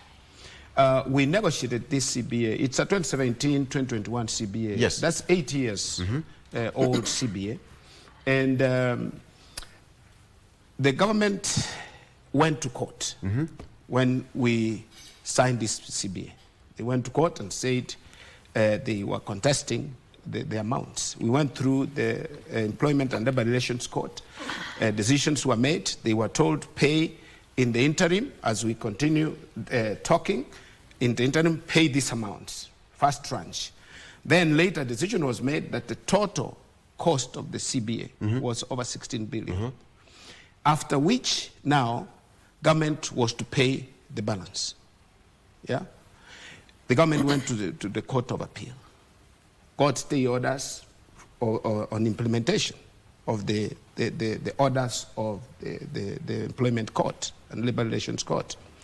Now, once they got the stay orders, they stayed away and waited. I don't know what they were doing. The dance that we are having now and the musical chairs we are having now, they did not take any action, so to speak. And the time lapsed. We went to court and asked the court that this matter should be decided. And the Court of Appeal said implement the decision of the Employment and Labor Relations Court, which was the 7.9 billion. The Attorney General writes to them and tells them, can you provide in your budget and pay that? The letters are there in the public domain. Now, the government never acted. So we declared the strike. We have been on the strike for, actually we are getting to, we started on the 17th of last month. Yes. So 17th is this week. So we'll be actually a whole month this week. Now, they went back to court, as usual, because the government goes to court to block. They tried to block the strike, and they pleaded with the court that we should get time. In fact, what we did in Machakos was their proposal. The government's proposal? Yes, that let's go to the court that we want a time to go and reconcile the figures. That's the one. You can see it is signed by 9 people. 103 people that were representing the government did not sign. Because I thought... Who did not sign the report? There are 3 people. I can't say the name. One of them, they were colleagues. There's a principal, Turkana University. There is also one of them is the Vice Chancellor, Machakos University. There were 3. And also the Vice Chancellor of Meru University, Romanos. Yeah. Those 3, in fact, Romanos was not in the room. Just hold on that thought. So, Sion, you've been in this sector for far too long. We all remember the Sosion holiday.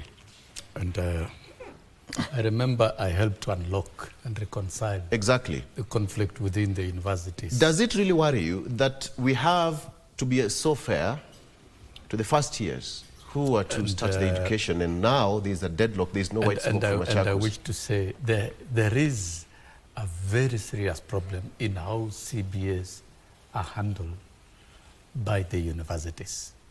After agreement and how it is implemented, you must always have issues of non-compliance. I don't remember a CBA that has not brought disputes in this country. And I thought at that time, that was around 2014, when we unlocked a stalemate and we sanitized the process that they had. I think our universities, the problem here is with the employers, not government. It is the universities. Because I heard you say it at some point, money was wired to the universities to service CBAs, but it was not declared. Yeah.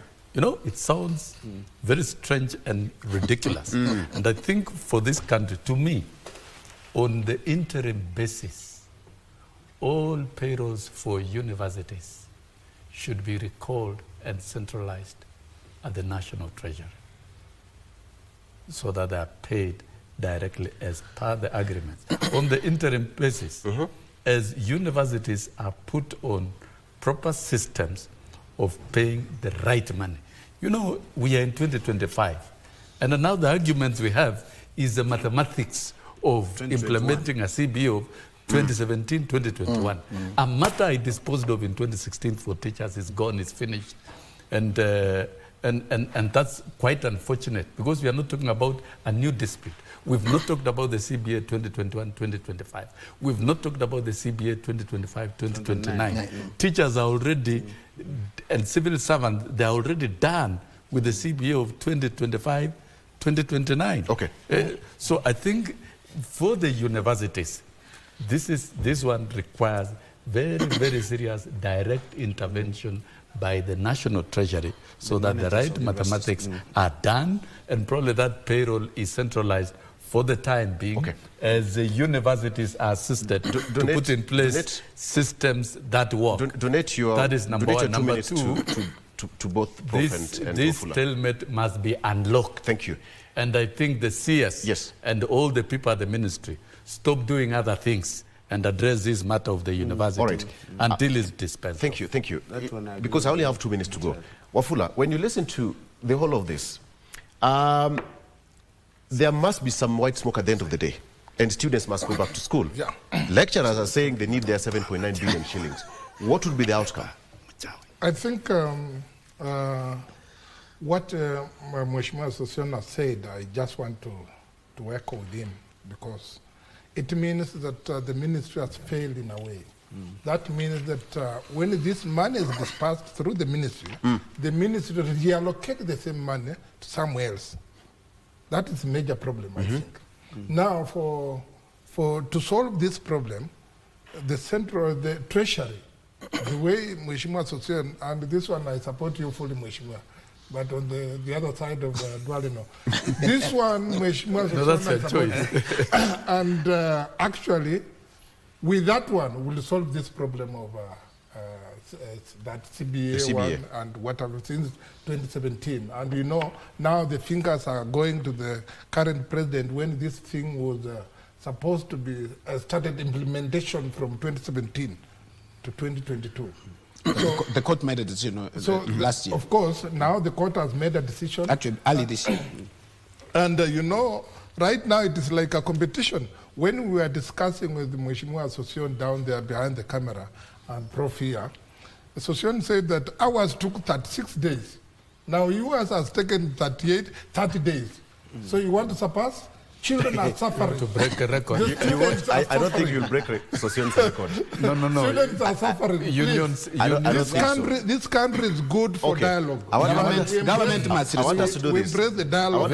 Unions must at all times try to avoid strikes. You avoid. You try to avert as much as possible. Let's take a quick break. It's 8 sharp. And when they come back, I'll give you a minute to issue that to finalize. Prof, you hosted the president at Konza. You were like an ADC to the president. We need to be close to him. We need to know him more. Let's take a break. He but help us to solve the Let's take a break. We'll be right back.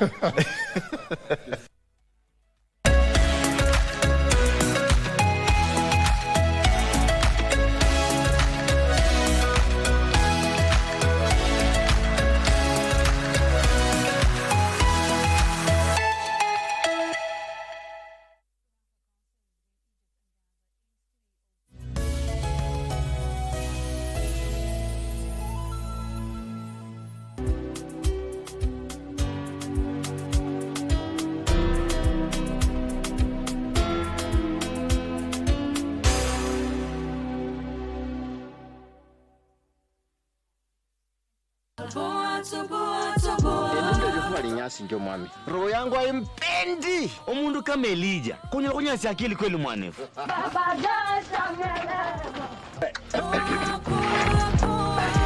Kusema kweli umtumia anaenda kichwa sana. What if we involve the police? Juu sasa imekuwa riski. Wacha kwanza nikabiliana nalo. Sawa? And by the way, how is Josh? Hata amesahau mimi ni sister yake. Haki nilisikia kilichokufanyikia. Najua inashtua. Amekuwa akinitishia. Unajua kuna dhambi nilifanya na akajua. Na naomba msamaha kwa niaba yake. Msamee pastor. Wengine watasema niko na kichaa, lakini mimi najua.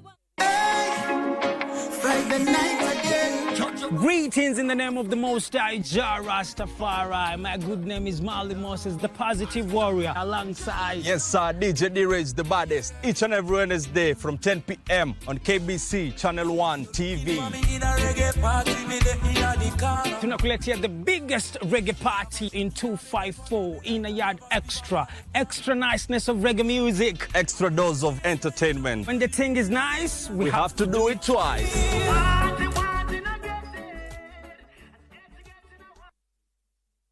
Wiki hii kwenye Mkulima tunaangazia kilimo kutumia mbinu za asili. Kisha jinsi ya kuwafuga ng'ombe, kondoo pamoja na kuku. Hawa wanyama wako na challenges mingi pia. Kukua na wao inabidi ujipange. Kwanza majani, unafaa kuwa na majani ya kutosha, wanakula vizuri. Una make sure ni huko mahali wanalala ni kusafi. Alafu pia dawa ya minyoo unaipea. Kwa wakati after 1 month unaipea dawa. Tazama Mkulima kila Jumamosi saa 10:30 hapa KBC Channel 1 kwa mseto kamili wa kilimo.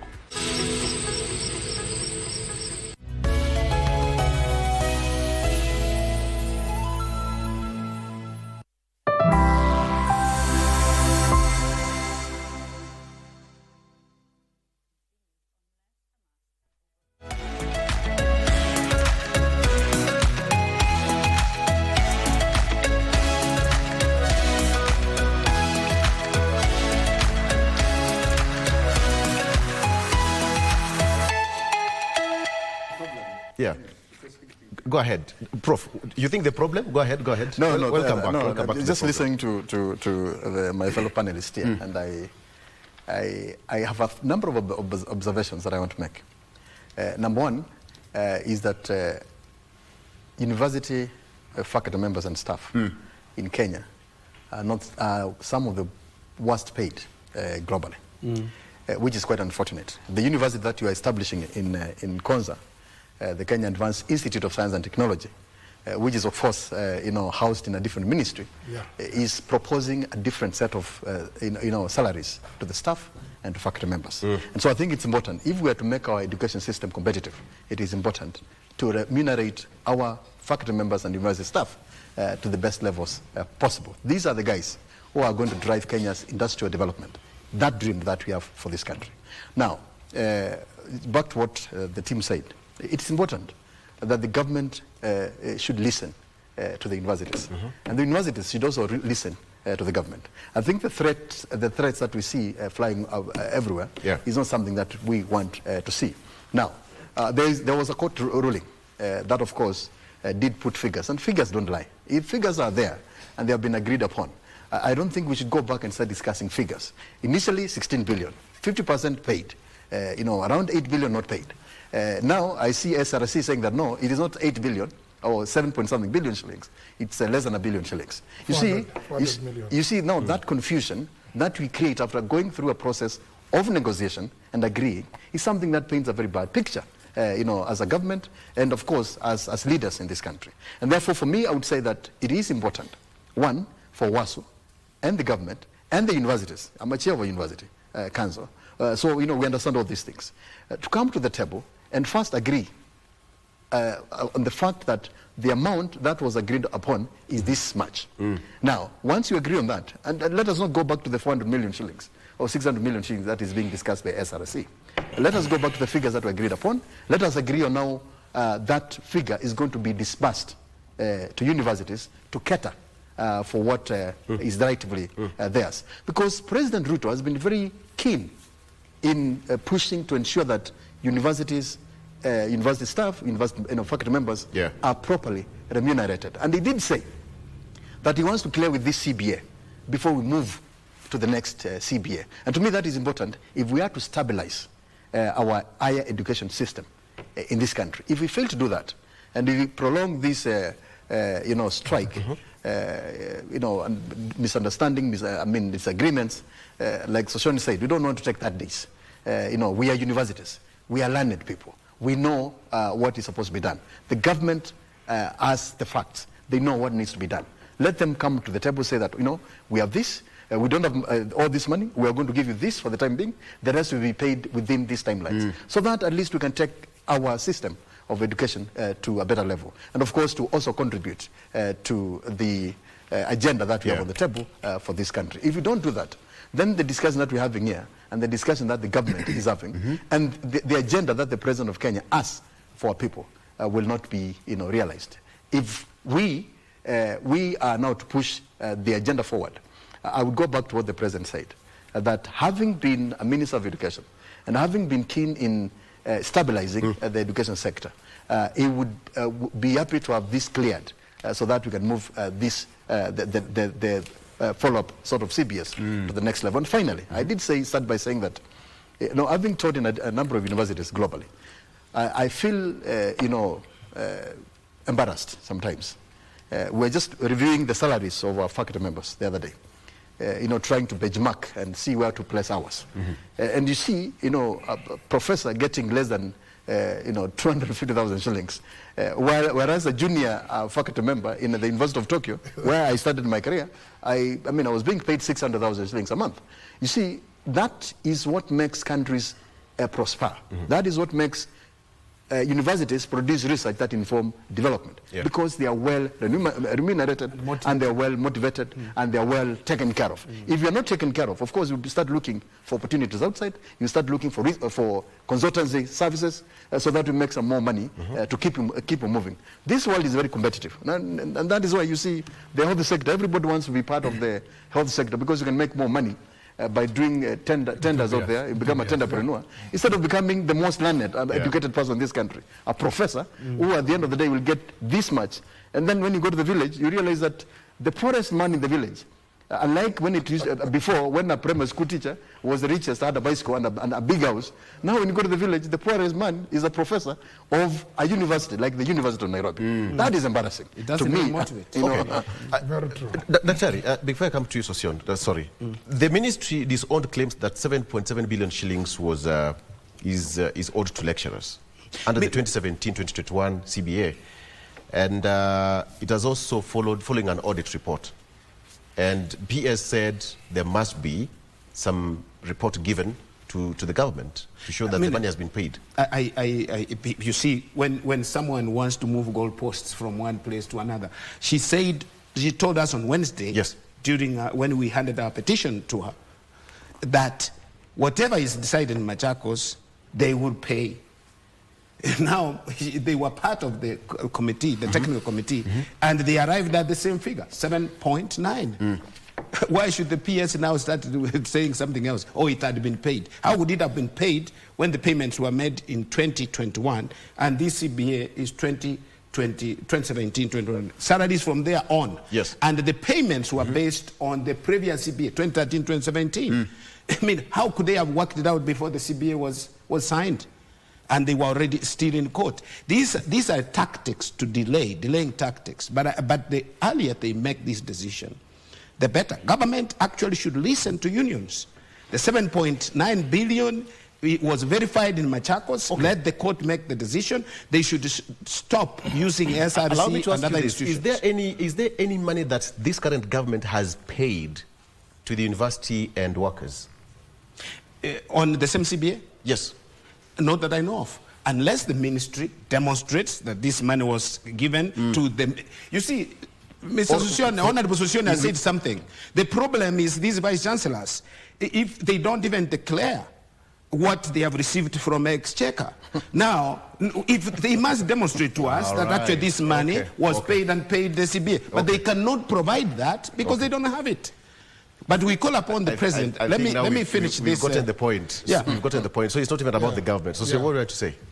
It's the vice chancellor. And they're the ones who are negotiating with us. We said the ministry. The it's ministry wrong. has a problem. It's the ministry. You know, they work for the ministry. Now the ministry is sending threats through the vice chancellors to threaten workers to go back to work under these conditions. After a whole month, they're figuring out that they want now to discipline workers. The problem is it's inefficiency. The ministry is inefficient, and they need to correct themselves. Or the president should crack the whip. He has given these people mandate to run the most important sector in our country, in our economy, and they are not caring about it. So we should be out of our students are suffering. They're suffering across the country. If we are unable to get some little knowledge through consultation to resolve a problem on payroll of our university workers, how then do you expect universities to generate new knowledge to promote innovation and advancement of this country? It doesn't work that way. We cannot bride over having prolonged strikes so that we look like heroes. It is very destructive.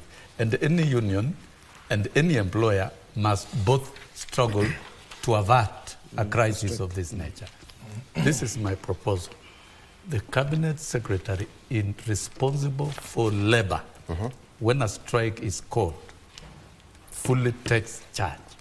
So Dr. Alfred Mutua, the cabinet secretary for labor, should step in and take over the dispute fully, assisted by the cabinet secretary for education, and suspend everything else that they are doing and focus on this matter. We cannot leave it to the fate of the courts. The courts are only there to guide and give direction. Open another lead that we didn't see. And once they do that, they must have a time limit on which to clear the stalemate.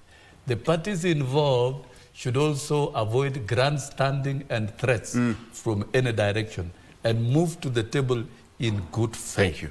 And agree on a lasting solution. That is how labor disputes are unlocked. You don't deepen a crisis step by step, deep into it. Yes, you get down to unlocking the stalemate. So this, if it is supposed to end in the next 24 hours, it will. It will. If there is leadership. We need to leave. So Dr. Alfred Mutua, take charge. We need to leave. Thank you. The president was in Konza yesterday. Was it on Monday? No, on Monday. On Monday. Yep. What was happening in Konza? He was launching the horizontal infrastructure. Okay. You know, we have done a lot of stuff down there with support from Italy, Korea, China, and the United States. We have now done the horizontal development. We have all the street lights there, lighting. We have some of the best, systems in Konza at the moment. Yes. We did launch the solid waste management, state of the art. We also did now commission affordable housing, project, 1,000, which will grow to 10,000. Now Konza is taking shape. It's actually it's going to become one of the leading smart cities in the continent. And in December, the president did commit to come back again there for the new university. So that, of course, he awards the charter.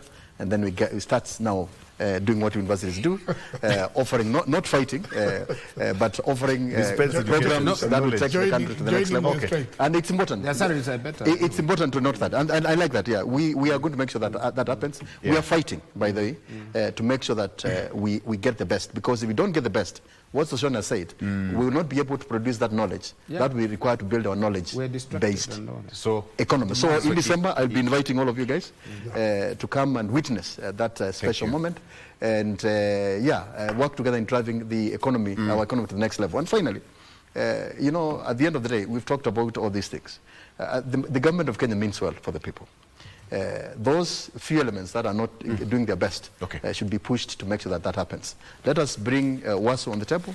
Let us bring the CS on the table. Let us negotiate and resolve this as soon as possible. And the president should give an ultimatum of 24 hours. By tomorrow morning, give an ultimatum for payment. The gentleman who has just spoken is Professor Emmanuel Mutisia, educationist. He's also professor and chair of KBC University. Thank you so much. You host the president on Monday at Konza. Wilson Sosion, former NAC secretary and lawmaker, nominated. Asante sana, Daktari, Ambassador. Thank you so much. We just hope that this is going to be ended. Wafula, one word. asante. One word. No, we are done. When you hear that, thank you so much for joining us. Wametufungia. Hiyo imefungwa.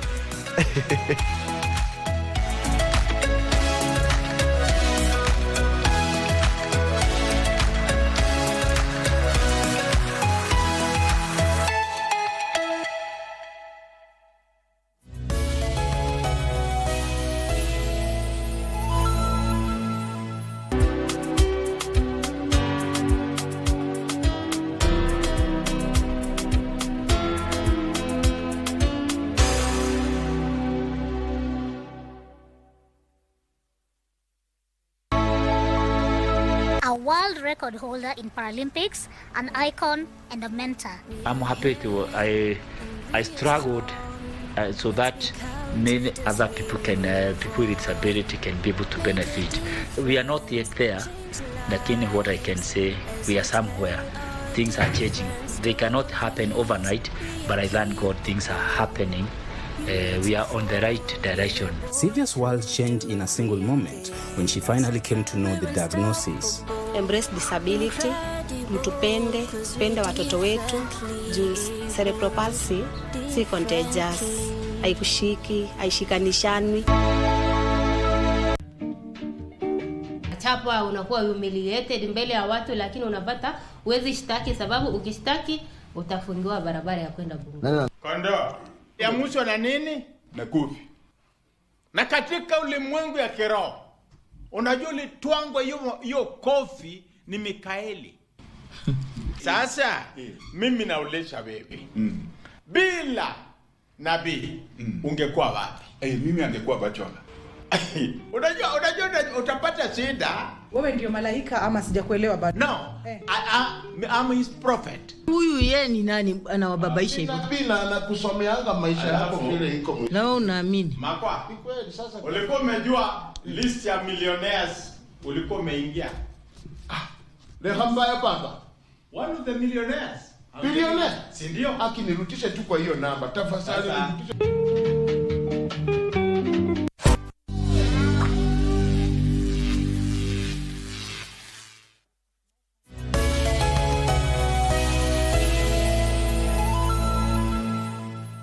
Due to that, we are going to talk or unpack matters to do with the seasonal climate forecast for early warning and early action. Dr. Richard Muita is the Acting Deputy Manager, Climate Services at the Kenya Meteorological Department. Welcome to the program.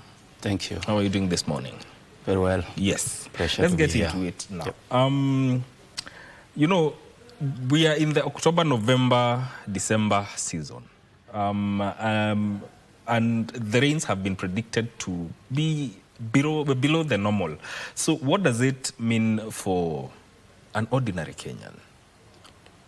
Thank you very much, and good morning, viewers. When we talk about below normal rainfall, and because many people have come not to understand what below normal is, yes. So we now talk about below average.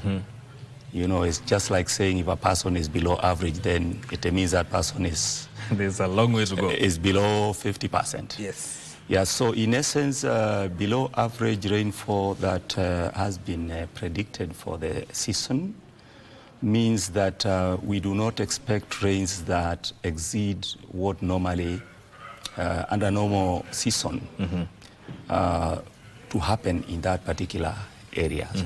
So for Kenya, generally, for the October to December season, we expect that much of the country would expect below average rainfall. Of course, with just a small portion expecting near normal to above. Yes. So, and this season also has been compared to the one in 2021. And in 2021, it was kind of a drought season between this time.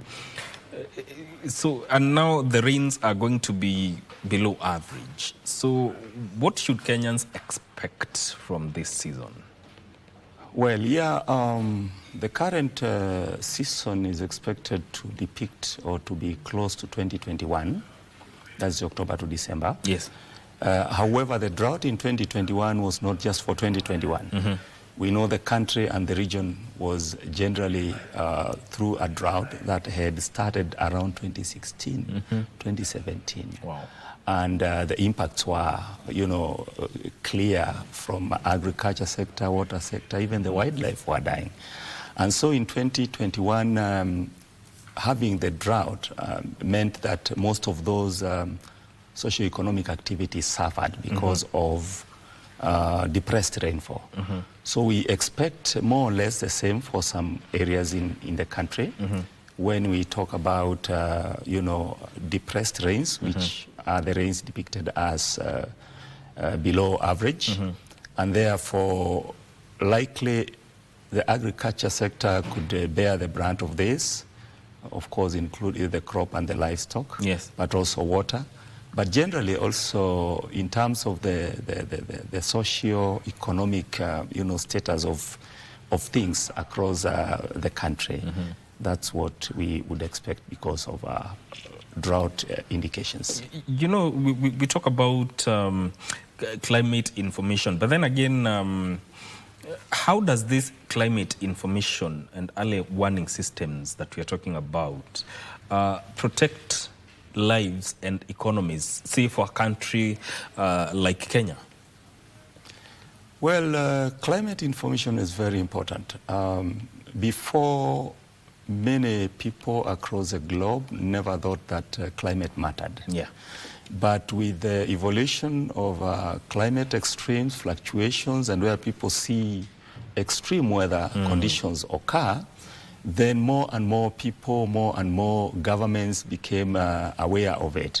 And therefore, what it means is that climate information has become an important and an integral part of the planning of any organization, any government, any sector, since it helps one to be able to put in place, the measures that could help minimize either damage, loss, or any other impact that may come due to extreme climate or climate fluctuation. Yes. Yep. Now, Kenya is a country that has what you would say weather-sensitive sectors. We're talking about agriculture, we're talking about transport, energy.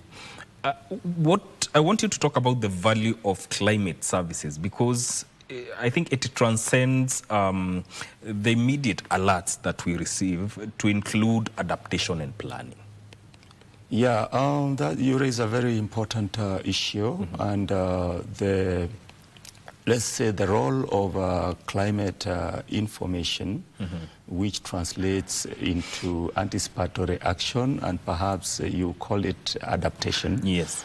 The debate across the globe now is moving away from mitigation and more into adaptation, because adaptation is much easier to actually embrace even at the household level, since you can just do what you think can help you to be able to lessen the suffering or the impact of the extreme weather. So globally right now, climate is very important, such that the UN Secretary General actually came up in 2022, came up with the initiative called Early Warning for All. And this Early Warning for All initiative is supposed to be adopted by all the 193 countries across the globe, such that it enables the climate information and action to actually reach the last mile.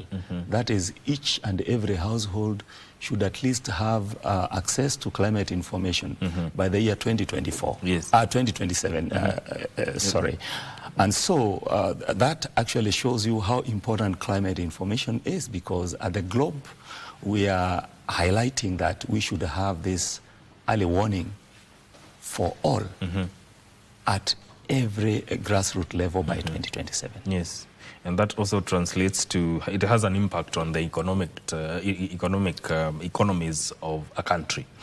Now, there's the aspect of accuracy and trust and communication when it comes to matters to do with information on weather.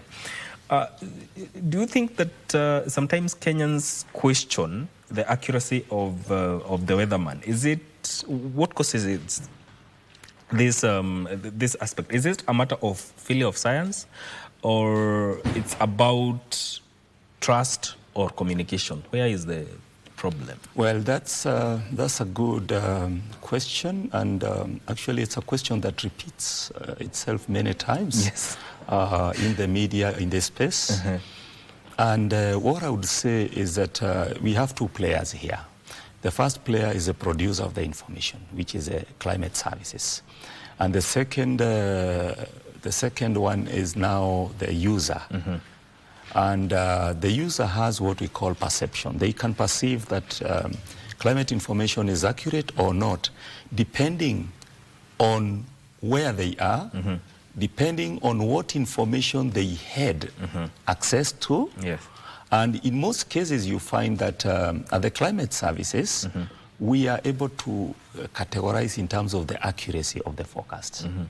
And currently, like in Kenya, I would say that our forecast is more than 80% accurate in most of the times. Sometimes it's 100%, sometimes it's 95%. And therefore, when we talk about accuracy, it's about perception. Because sometimes when extreme weather occur, for example, if there is a storm or a flash flood, you have seen even in the city of Nairobi, when there is a flash flood, people panic because of that storm. And they start doing things, and then they start claiming that, you know, the Met services have not provided accurate. But now the question would be, did this particular user access the information, the forecast that was given? Most of the time we have done surveys, they have not. But they just say because it caught them off guard.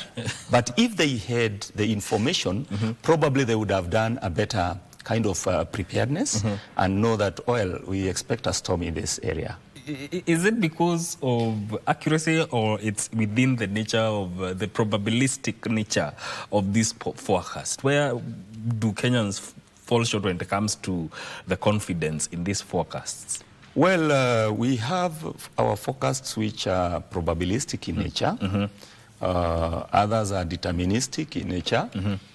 However, that does not reduce the reliability of the information. Yes. Because when you unpack the climate information, then you should know what actions are most likely to be useful to you.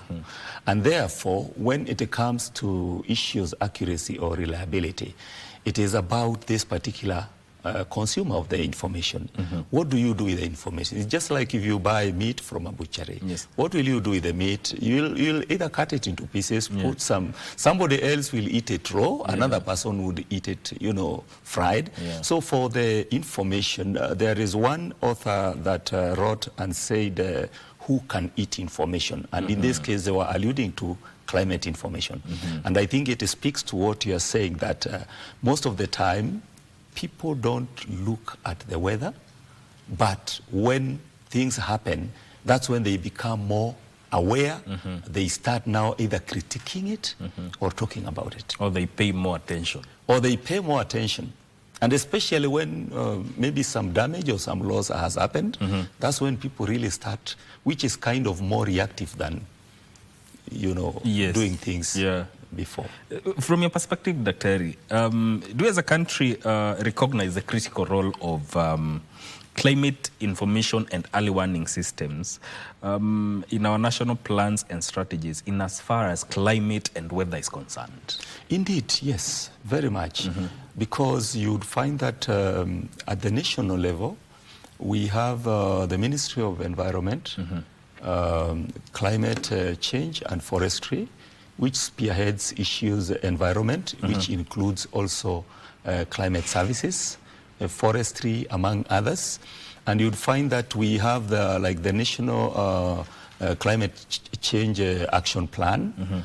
We also have several other policies, and even in the Vision 2030, we have a place for the climate. And across the 47 counties, actually most of the counties have come up with the climate change, you know, kind of a strategic plan in there, and actually they even budget for it. And therefore, it shows the importance of, integrating this information in the plans of the government for either emergency and other, plans. Yeah. In the whole aspect of early action, what would that look like for farmers, pastoralists, and urban planners, especially when it comes, given that now kind of the weather conditions, the weather events have changed due to climate change? Yeah, actually, the climate action is supposed to be fitted into the activities of the specific user. If it's a farmer and the farmer has lined up several activities in preparing to plant, to farm. Yes. So what would happen is that they would look at the climate weather or the information given and the action that goes with it. Like at the Kenya Meteorological Department, we provide what we call advisories. Advisories are like, with this kind of weather, this sector, if it is the agriculture sector, we expect maybe extreme rainfall or rainfall above average, and therefore probably we suggest or we recommend that the farmers can grow as much food as possible. Yes. For those who have expect less rainfall, they may go for the opposite. And therefore it's upon the particular user to see whether they take this information and apply it in their activities, even at different stages, where, for instance, they can look at information like the onsets that we give that goes with the seasonal forecast. Should I plant or wait for the onsets that were given by the start of the rains? Yes. Or should I delay from, because also you have what we call local knowledge. Some farmers have experience of their own, and therefore they can say, well, maybe you have been given these onsets, but I think from my experience, I might delay by 2 days. So it's about this particular user, whether it's the water, the energy, and any other sector, to fit the action that really fits into their activities. Within the Med department, how are you incorporating the emerging technology now into dealing or forecasting seasonal climates, especially here in Kenya? Yeah, well, innovation and technology are just part and an integral part of the climate services throughout the world, because even the very first computers, the biggest and the largest computers to be manufactured at the beginning were with the meteorology. Because we deal with a lot of data, a lot of information which comes every second, and therefore you need a technology that could be able first to process the information.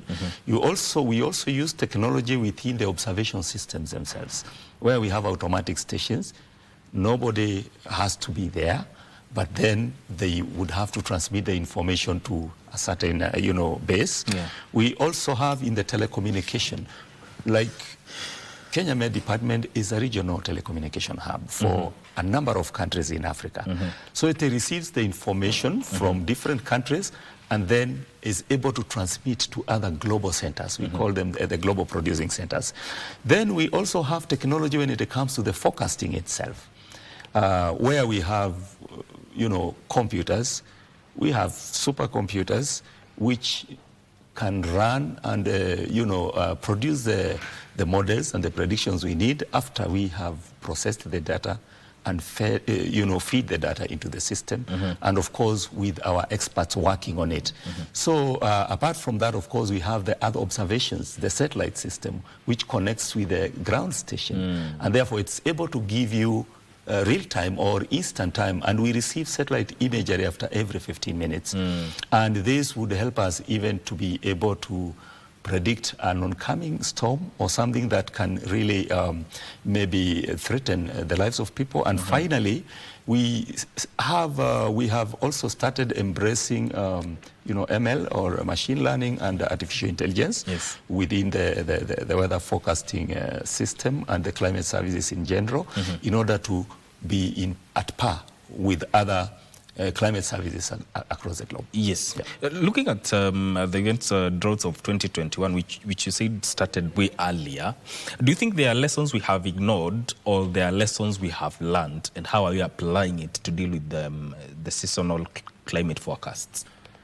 Well, I would say that from now, my personal experience and what I see, because I'm also a researcher. Yes. I research climate and the nexus that go with it. And what I've seen is that the most difficult thing to model, we are able to model data to do climate prediction, financial forecasting, and so forth. But the most difficult model to model is a human, the human being. Yes. And therefore, to answer your question is that there are some who have learned that when such a thing comes, then we need to take this action. Yet there are others who still, I don't want to say they have refused, but who still find themselves at the center of the risks or the impacts that come with extreme weather. Yes. And this has been depicted. I remember one time somebody stopped me. I was on my way to Marsabit. Yes. And in Isiolo, somebody said, I think I know you. Then, how so? I think I've seen you on TV. Oh, okay. Oh, you people, now I've come to believe you. I said, why? Because I had planned, I had actually, taken some piece of land, which I had leased in around Naivasha. Yes. And I planted so much crop because I expected to harvest and I had taken a loan. Unfortunately, when the rains came, everything looked good. But shortly after that, everything dried and I lost everything. So from that time, I started paying attention to the climate information. So in essence, what I'm saying is that there are people who would actually embrace, but others will not, because every day in the news, you report people who have been swept away by floods. Yeah. You report people who have suffered this or the other. Yet this information is always available in their space. Yes. Yep. How can Kenya turn seasonal forecasts from scientific reports now to ensure that they're included in tools for policy and planning? Yeah, we normally work with all government agencies, including private sector, and within our ministry, because, you know, the ministry is the one that has to coordinate and implement policies. Yes. We are able to advance some of the policies, like what I mentioned, across the 47 counties, where the county assemblies would come up with the bills and they pass them. Yes. The KMD as a department may not kind of like pass any bills, but we also evolve bills. Like now we had the meteorological bill, which went to Parliament, and so that it could be actually transformed into a policy such that now it can be implemented. In essence, there are quite several policies that have come across. I already mentioned things like the National Climate Change Action Plan. We have the climate change, kind of policies or regulations.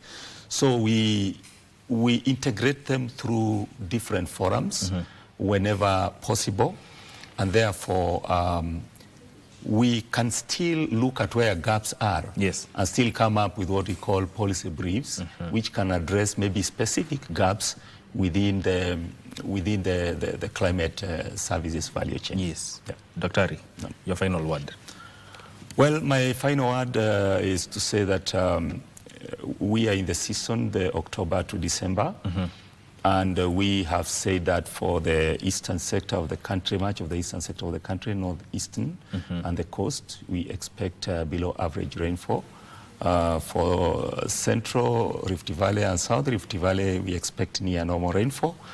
For western Kenya, some parts of northwestern Kenya, areas west of Samburu, and some areas of western highlands in the west of the Rift Valley, we expect them to see above average to above, average rainfall. And therefore, people should utilize this information properly in their own space so that they can maximize, the opportunities that come with it. And where it is not up to what they expect, then they should diversify possibly to other activities. Yes, asante sana. You're welcome. That is Dr. Richard Mwita, who is the Acting Deputy Manager, Climate Services at Kenya Met Department. This is where this conversation ends, and I hope you have learned a thing or three and know what to expect and what to do in this season. This conversation ends here. My name is Mike Migwe. Vivian Ndegwa is up next with Women at the Forefront. Stay with us.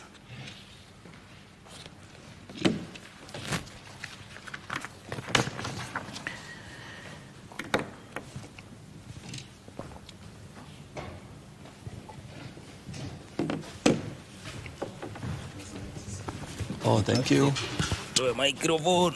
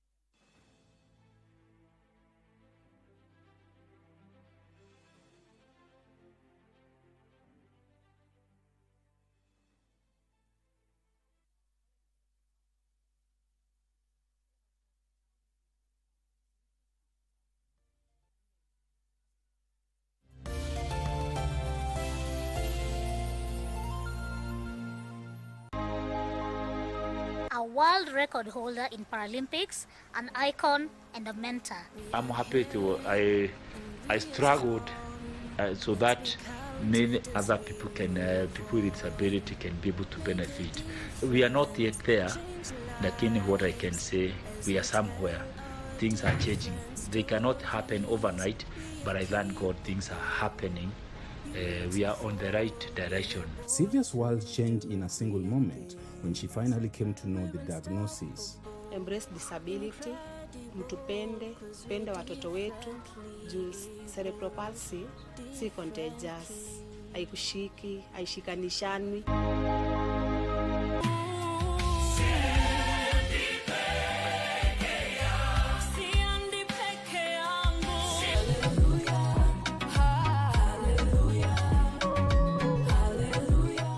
One of the things we know is that two things fade in life, and that is energy, and the second one is time. So I think what we should be looking at beyond time management is asking ourselves, are we clear and managing the focus? The fact that it is your free time, still you don't waste it. Yes. Don't prioritize your schedule. Yeah? Schedule your priorities.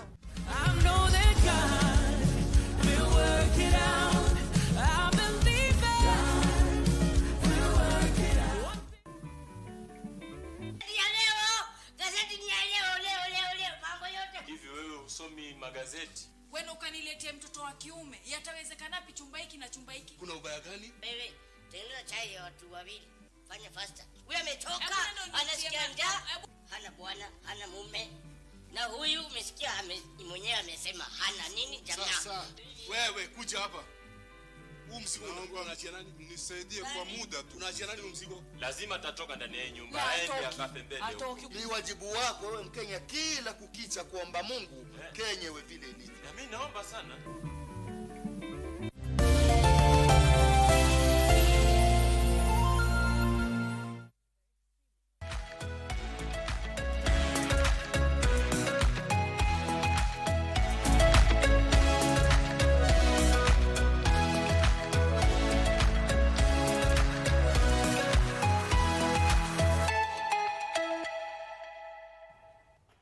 All right, you're just in time for Women at the Forefront. It's a segment whereby we bring you women who are doing amazing things for the community. And today is no different. I have with me ladies who are doing great work for the community and specifically for teenage girls. I have with me, beginning on my far left, we have Svetlana, who is the country director for Sky Girls Kenya. Welcome to the show. Thank you for having me. And then right next to her, we have Brida Kamau, and Brida is the community manager, Sky Girls Kenya. Thank you. It's a pleasure to have you ladies on board.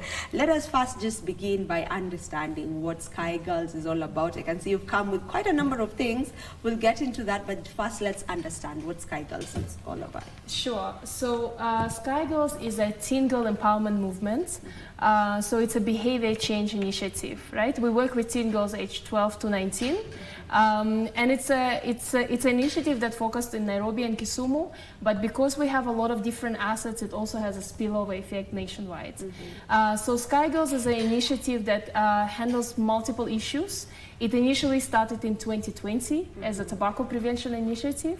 At the moment, we became a multi-issue initiative where we focus on tobacco prevention, empowerment, but also HPV vaccine, education, and pregnancy prevention, right? Yeah. It's a very fun initiative. You look at all these colors, you know, so Sky is a very different initiative from a lot of other programs because everything we do is really co-created with teen girls and it's centered around passion points. And if you ask a teenage girl, they would say, oh, Sky Girls is a sisterhood of confident girls who are true to themselves, you know? Yeah. So, and that's really how we want them to feel because at the end of the day, all we want to do is to empower girls to be more confident.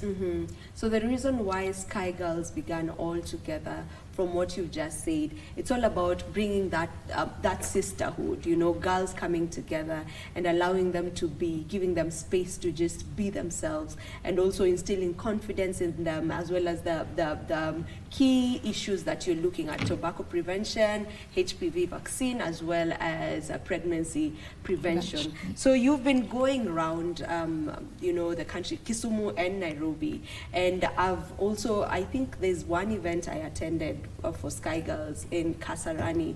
You held that. It was a whole concert. It was big. So even as you're working with these girls, getting to interact with them, you know, when you do, just how would you say you've gotten to impact these ladies, and maybe if there are gaps, what gaps are there and how can they be filled?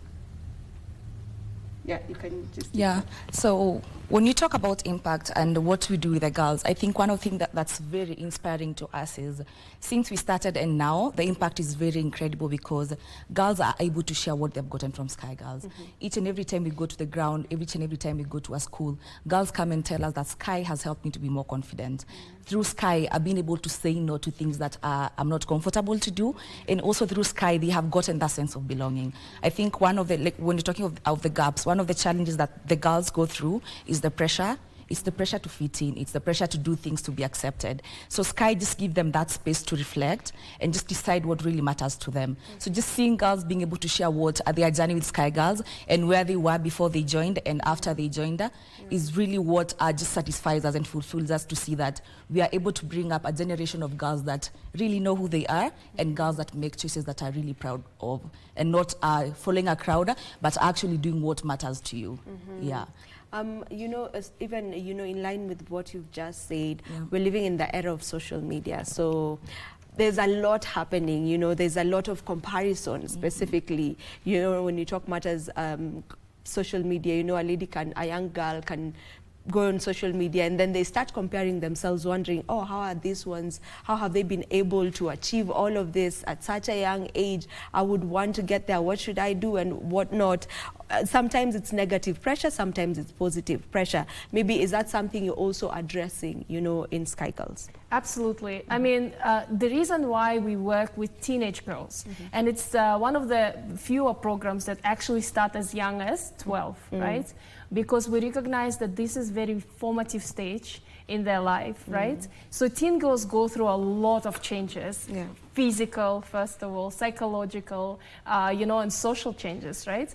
And all these changes and the journey of discovering yourself really makes you vulnerable. You know, you're trying to figure yourself out, and it makes you vulnerable to a lot of influences in life. And if you're lucky, you have positive influence, positive role models. But if you're not, and you're exposed to, let's say, negative online pressure or online influence, then you can be very lost, right? So we do help girls to make choices, right? At the core of everything we do in Sky, it's all about what the choices that are true to you.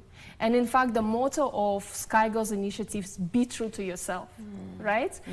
So like I said, and the girls are able to identify, okay, I'm really into dancing, I love cooking, I like sports and all that, right? So what we then do is to create different activities, the magazines, the board games, the, you know, dance classes and festivals where girls can come together and share their passions, not only with peers, but also with aspirational people. And we vet those aspirational people. If it's a TikTok celebrity, you know, we vet them and make sure that they're in fact a positive role model, right? And now Sky Girls has become such a big initiative, so we almost reached that critical mass, right? And that community, big community of girls, kind of serve as a positive influence to other girls, right? They believe, because I'm a Sky Girl, I can say no to pressure. I can say no to peer pressure. I can say no to sexual pressure. I can say no to smoking, right? They're empowered and they're confident like that, you know? All right, let's get to talk about the materials that you've come with. There's the board game, there's the magazines. I don't know which ones you want to begin with, but one thing I love about all of this is that they're all free of charge. You don't sell this to the girls. So talk to me about them. So maybe I can just chat about a board game, and Bree will walk you through the Sky magazine, right? So the board game is actually a most recent asset of Sky. We're very, very excited about it because first, it's one of a kind. You can't find anything like this in Kenya or in Africa, right? It's co-created with girls. Right? It's co-created with girls, and if you get to see the colors, you know, and the pictures, it's Kenya, it's Nairobi, it's culture, you know. So girls tell us how they want this to look like, right? What is also interesting about it is the scenarios, right? So the board game really is this gamified experience of girls going and facing some actual pressures in life, right? And also ability to navigate these pressures, right? So through the board games and through the scenarios, girls are able to see, okay, can I say yes to it? Can I say no? Can I negotiate? Can I avoid, right? Also for us to understand, for teen girls sometimes it's really hard to even say no. I don't know what words to use, right? So the board game really helps you to use the words, make choice, and then also understand what is the consequence. But it's also, as a game, it's filled with a lot of fun activities. It's a group activity. Girls are able to, you know, rehearse the scenario, debate, you know, play, laugh, and all that. So we give it, we play it with girls in estates and also in schools. You know, the initial motivation for this game is really reaching girls in boarding schools, you know, because they are not exposed to any other media channels, Yeah, right? yeah. So we would go to the boarding school, play it with girls, and then leave the board game with them so they continue, learn and practice and have fun. And you know, I've gotten to go through some of the cards that you have, and I love the fact that, you know, it feels very relatable, I can imagine, to the girls, because you've also gotten to mix up the languages. You know, there's English, there's Swahili, there's even Sheng. Yeah. So it feels quite relatable, and you're giving out scenarios that on a day-to-day you're likely to encounter these scenarios. So it's good that you're teaching them, yes, but in a fun way. They're playing it as a game, but they get to speak about how they would get themselves out of such a situation. So it's a really, really good initiative. So do you you go around schools with it? Yes. And that's why you give them out? Yes. Yes, so we go to schools, we call them activations, we go to school activations, and we go depending on the number of girls in the school. So if a school has like 500, we go with like 10 board games, where we get to teach them how to play, and then we leave them in that school so that they can be playing probably on a Saturday, on a day that they don't, after classes. Also, we go with them to the estates. So during the holidays, we have what we call like Sky Caravan, where we go around our estates. We like go to a community hall. That day we meet like 300 girls. We have like 20 board games there. We play with them, but we don't leave them in the estates. But every now and then during the holidays, we go to like Kayole, Runda, Kilimani twice, like in that month, and then the girls get to enjoy the board game. And just something that I wanted to add. The board game is really important because other than just teaching us from the cards, the choices, the girl, it gets to spark conversations. And girls get to learn from each other, because I feel like sometimes teen girls feel judged, like I'm going through this and I'm going through it alone. So when they're playing and the other girls get to share, they get to learn that I'm actually not alone. And that helps them to open up more and to learn, other than from what we have written for them, my friend did this. So if I get faced in this situation, I can just handle it like my friend did. So other than just them being able to learn from us, they get to learn from each and from themselves. All right. Yeah. The magazines, I can see the 3 issues. Yes, we have 3 issues over here. Since we launched from 2020, we have this is we have done 16 issues. We can get them on camera. Yeah. We are currently working on the 17th issue. So the magazines are really for, we write different articles, really just giving girls tips on how to navigate life again, depending on what particular theme do you want to focus on that. Like the one I have here is the goal getters. So this one we were focusing on just telling girls how whatever goals that you set now, whatever decisions you make now are going to affect your future. Again, this one we're just talking about friendships, because friendships is a very big part of teen girls' life. So just how you can set your boundaries, the people that you let in your life, how that affects your future, and also how that affects like right now. So we have different magazines. Again, they all have tips of how girls can handle different situations in life. This is also given for free, and what is interesting about it that we have conversations. If we go to school and we want to talk about what are the standards, are your friends bringing you down or you know, helping you to achieve your goals, we get to have conversations with girls. Also, just to add, the articles are not only inspired by girls, but they're co-created with them. The scenarios that girls would DM us on Instagram, you know, or put on TikTok or on our WhatsApp groups, right? So these are not fictional scenarios. They would say, if this happens and the friend asks me to choose between friends, what do I do? How do I navigate it, you know? So that what makes Sky very relatable to girls. Yeah, and I mean, it's really informative and educative, because I've just opened this and I've flipped on this page that has things I wish my 15-year-old self knew. And if I was 15 years old, I would want to hear stories of what elder people, you know, elder girls would say about that particular age, because I'm sure that when they get to read this, they relate to it, you know. So there's things I wish I would tell my 15-year-old self on body and health, on peer pressure, on boys, on friendships, on the future. So are these stories from the people you work with as the role models, Yes. or how do you go about it? Yes, so some of the, let's say, celebrity feature, we'll call it spotlights. So there are different segments in the magazine. Some are the aspirational people that girls look up to, right? It's really not up to us to decide. They would say, I would really like X person, you know, and we would reach out to this person and say, you know, our teen girls really want to hear from you. Of course, we do all the background check, all the vetting, you know, and they're willing to participate. Some of them have been working with us for years, you know, and they serve as positive role models to those girls. Yeah. So schools being closed, they're almost closing in a couple of days, and it's going to be a really long holiday for the young ones. I believe 2 months of holiday, the whole of November, the whole of December, and then they go back to school in January. So this is quite a crucial time for most teenagers, because this is the point where they can either break themselves or make something of themselves during this time, because they'll be quite idle. So maybe even for the parents who are watching the show this morning, and they would love to know where they can have their teen girls engaged during this long holiday period, where can they get you? Is there a particular place where they can find you? Is there an office where this activity is happening that they can just enroll their girls? So being a 2 months holiday that's coming up, we have a lot planned for the girls. To start with, we have a safe space in Ngong Road. That's in Marsabit Plaza, room M02.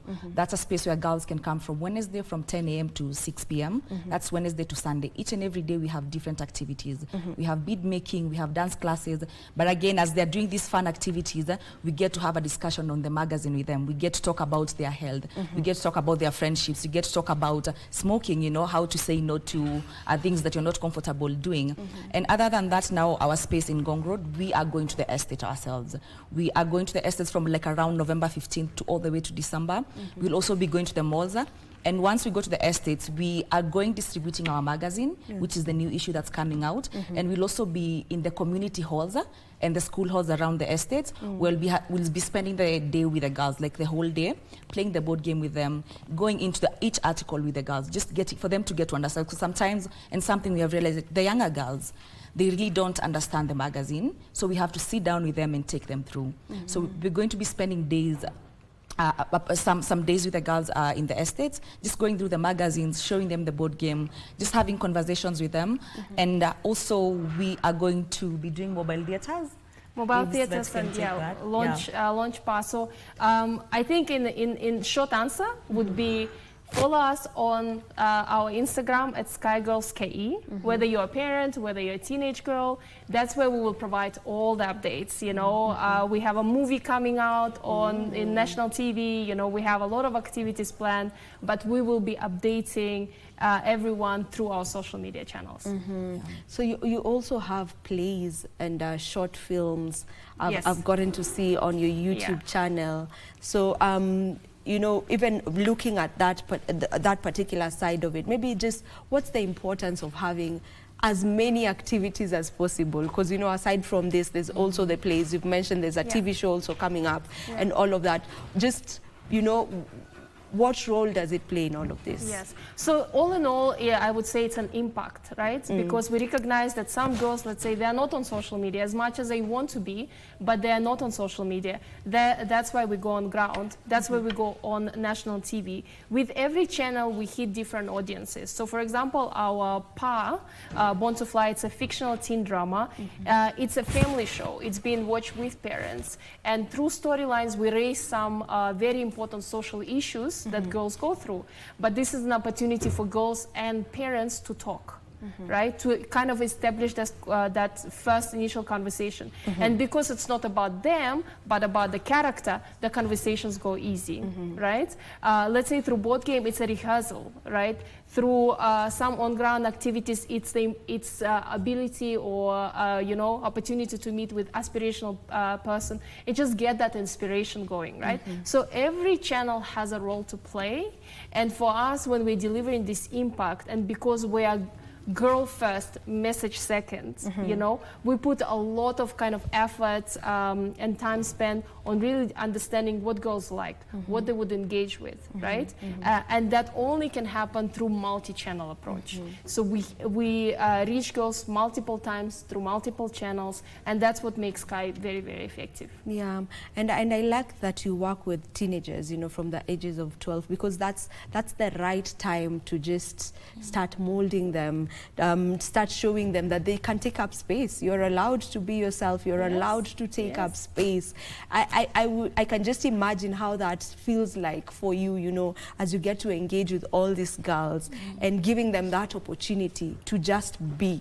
You know, for the longest time, girls have been left out. I know nowadays people are saying we've really empowered the woman and forgotten the boy child, but it's been years of girls being left out. So this is actually the proper time, I believe. Yes, yeah, for sure. Yeah, and this is the best way to go about it. And probably just to talk a bit about mentorship and people having role models they can look at, you know, and try to channel what they see in them. Maybe if you can speak a bit about that, the role of mentorship in all of this. I think because we don't position Sky as a mentorship program, girls really learn indirectly, right? So we have our other partners that are in similar space, right? It's just the Sky is, you know, our approach is really engage first, get their attention. And whoever works with teenagers know keeping teenagers' attention is a task on its own, right? How do you get their attention, engage them, maintain it, and then also get them to trust, really to trust what you're saying, right? So it's a reach, don't preach approach kind of thing, right? So when girls are coming, they almost like they're willing to learn, right? And again, they will tell us, let's say, I love Nasieku, right? And we will invite Nasieku to interact with them, to dance with them and all. And then through that interaction, Nasieku would say, you know, my thing are dancing, good friends, good vibes, and let's say smoking is not my thing. That message on its own sinks in much more effectively than it's a workshop and a lecture. And I'm not trying to say that mentorship is not effective. I think it has a place to play. Sky is really an engagement platform, engagement and empowerment platform, you know, and girls learn from each other. It's peer-to-peer and also from aspirational people through game, through play. Yeah, yeah. So for you, you're very intentional about doing all of this through the games, the play. You're very passionate about that, or rather intentional, you're intentional about that specifically because you don't want it to seem like lectures. You want them to come, play, but get to go home, you know, having grasp a thing or two that would help them, you know, in their day-to-day. Maybe how many girls have you gotten to work with so far? Do you have the numbers or? Yeah, we've reached like hundreds of thousands, but just this August holiday, Nairobi and Kisumu, we were able to interact, and this is face-to-face, with, to be specific, 126,000 girls. Wow. Yeah. In 1 month. Yeah, in 1 month. Yeah. So November, December being 2 months, I believe we're gonna go higher. Okay. In terms of reach, there are millions, right? Because we reach through national TV, through social media, and through all on-ground activities.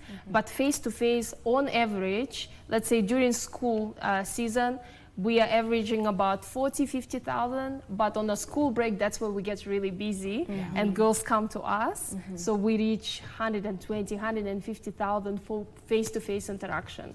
You know, the impact is really mass. But the most important channels for us are the girls themselves. They carry the initiative. They go and they speak about Sky and what they've experienced to their friends, to their siblings, you know. So even if we engage, let's say, 120,000 girls in that month, I think the impact is far beyond because of the spillover effect. And Sky is not just operational in Kenya alone. You were telling me earlier on, so maybe you can touch on that too. Yeah, we are actually a Pan-African initiative. We're in 7 countries. right?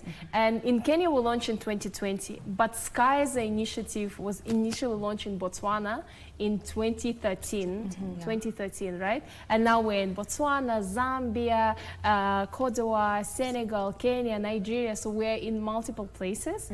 And the core of the program is different. I mean, it's the same, but how it's being executed is differently. So Bri and I are in charge of now execution in Kenya.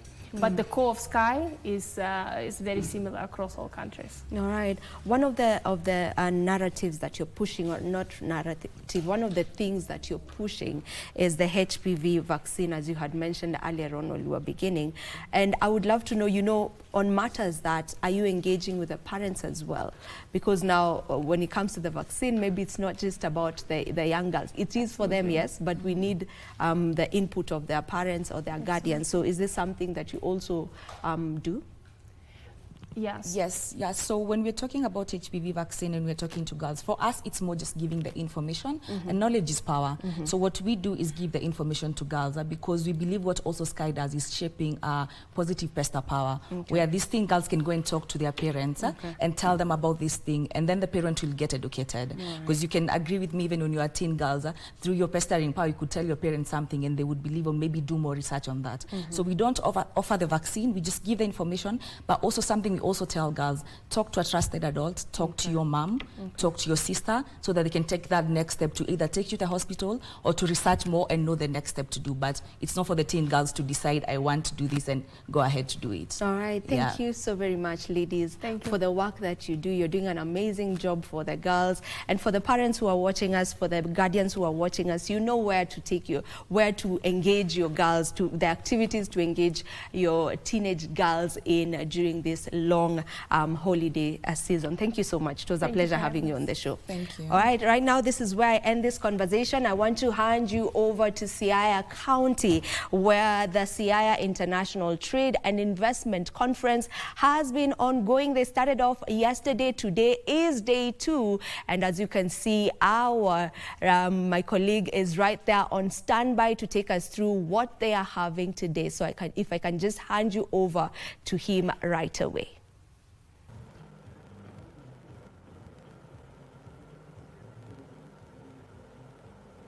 Well, thank you so much, Vivian. We are coming to our viewers live from County 041, that is Siaya County, today being the official opening day for the Siaya International Trade and Investment Conference, CITICO 2025. Remember, we had promised our viewers live coverage of this conference bit by bit, right from yesterday, when the 2,000 delegates that have registered for this particular conference started streaming in for registration and also accreditation to allow them access to this particular area. And we will give bit by bit coverage today, tomorrow, all the way to Friday when this conference completes. But then, Alan, I have my colleague here, Alan. Would you kindly give us the outline of this conference? What happened yesterday? What are we expecting today and tomorrow, Thursday, all the way to Friday, when we will have a grand finale of this particular conference? Indeed, thank you very much. And to our viewers' interest, this conference is not just a local conference. It's not just a Kenyan conference or a Siaya conference. It's an international conference. And what we saw in the culmination to this event, even before this event started, is the pre-meetings as well, and we saw a lot of interest from investors, even from the international community, just meeting with the county, curious to see the opportunities that the county is offering in terms of mining, in terms of green energy, in terms of aquaculture, in terms of agriculture, blue economy. And therefore, coming into yesterday, as we were on air, when we came on air yesterday, we just started telling our viewers how the preparations are going on for this conference, where we saw a lot of activity surrounding the exhibition area just behind us, where we are right now, where we saw the exhibitors who are coming in to set up from parastatals and state agencies, including also small businesses, MSMEs, who in fact account to 80% of employment in the entire country. They are also here to play a role, and we did see the county executive committee members just talking to us about how important MSMEs are in this county, and they are saying that they want to connect the MSMEs in this county with these big investors that are coming in. And we did see them yesterday setting up at the exhibition area. We did see also some of these executive delegates just coming to have a feel of this entire complex. Remember, we are in Siaya National Polytechnic. It's a huge grounds, and we've set up several pavilions just for this event. And indeed, you are talking about what are we able to see in the coming days, starting from today, which is the official opening. And remember, the theme for today is positioning Siaya County as a transformative economic county in this region, which the theme is transformative growth through trade and investment for the benefit of our viewers. And today, which is on the program, day 2, we are supposed to have an official opening, which is led by the Governor, James Orengo, and he has a lot of guest speakers lined up from captains of industry and some governors like His Excellency Ken Lusaka, who is the governor of Bungoma, the chairperson of the COG Committee on Agriculture. Sure. He's supposed to be here today with the opening ceremony. And we also have the chief guest, who is supposed to be Julius Kipngetich, who is the CEO Jubilee Group Insurance chairperson. The importance of bringing these captains of industry together is to showcase the county as a place where economic activities from further afield, banking, agriculture, everywhere, can be brought together to create the linkages, to bring in the money and the capital. We're also supposed to have parallel sessions, which are supposed to also bring in the thematic topics that are coming in. We have blue economy, we have here the growth and sustainable growth in unlocking partnerships and capital to drive economic growth. And we also have a thematic area on driving investments, trade and industrial growth.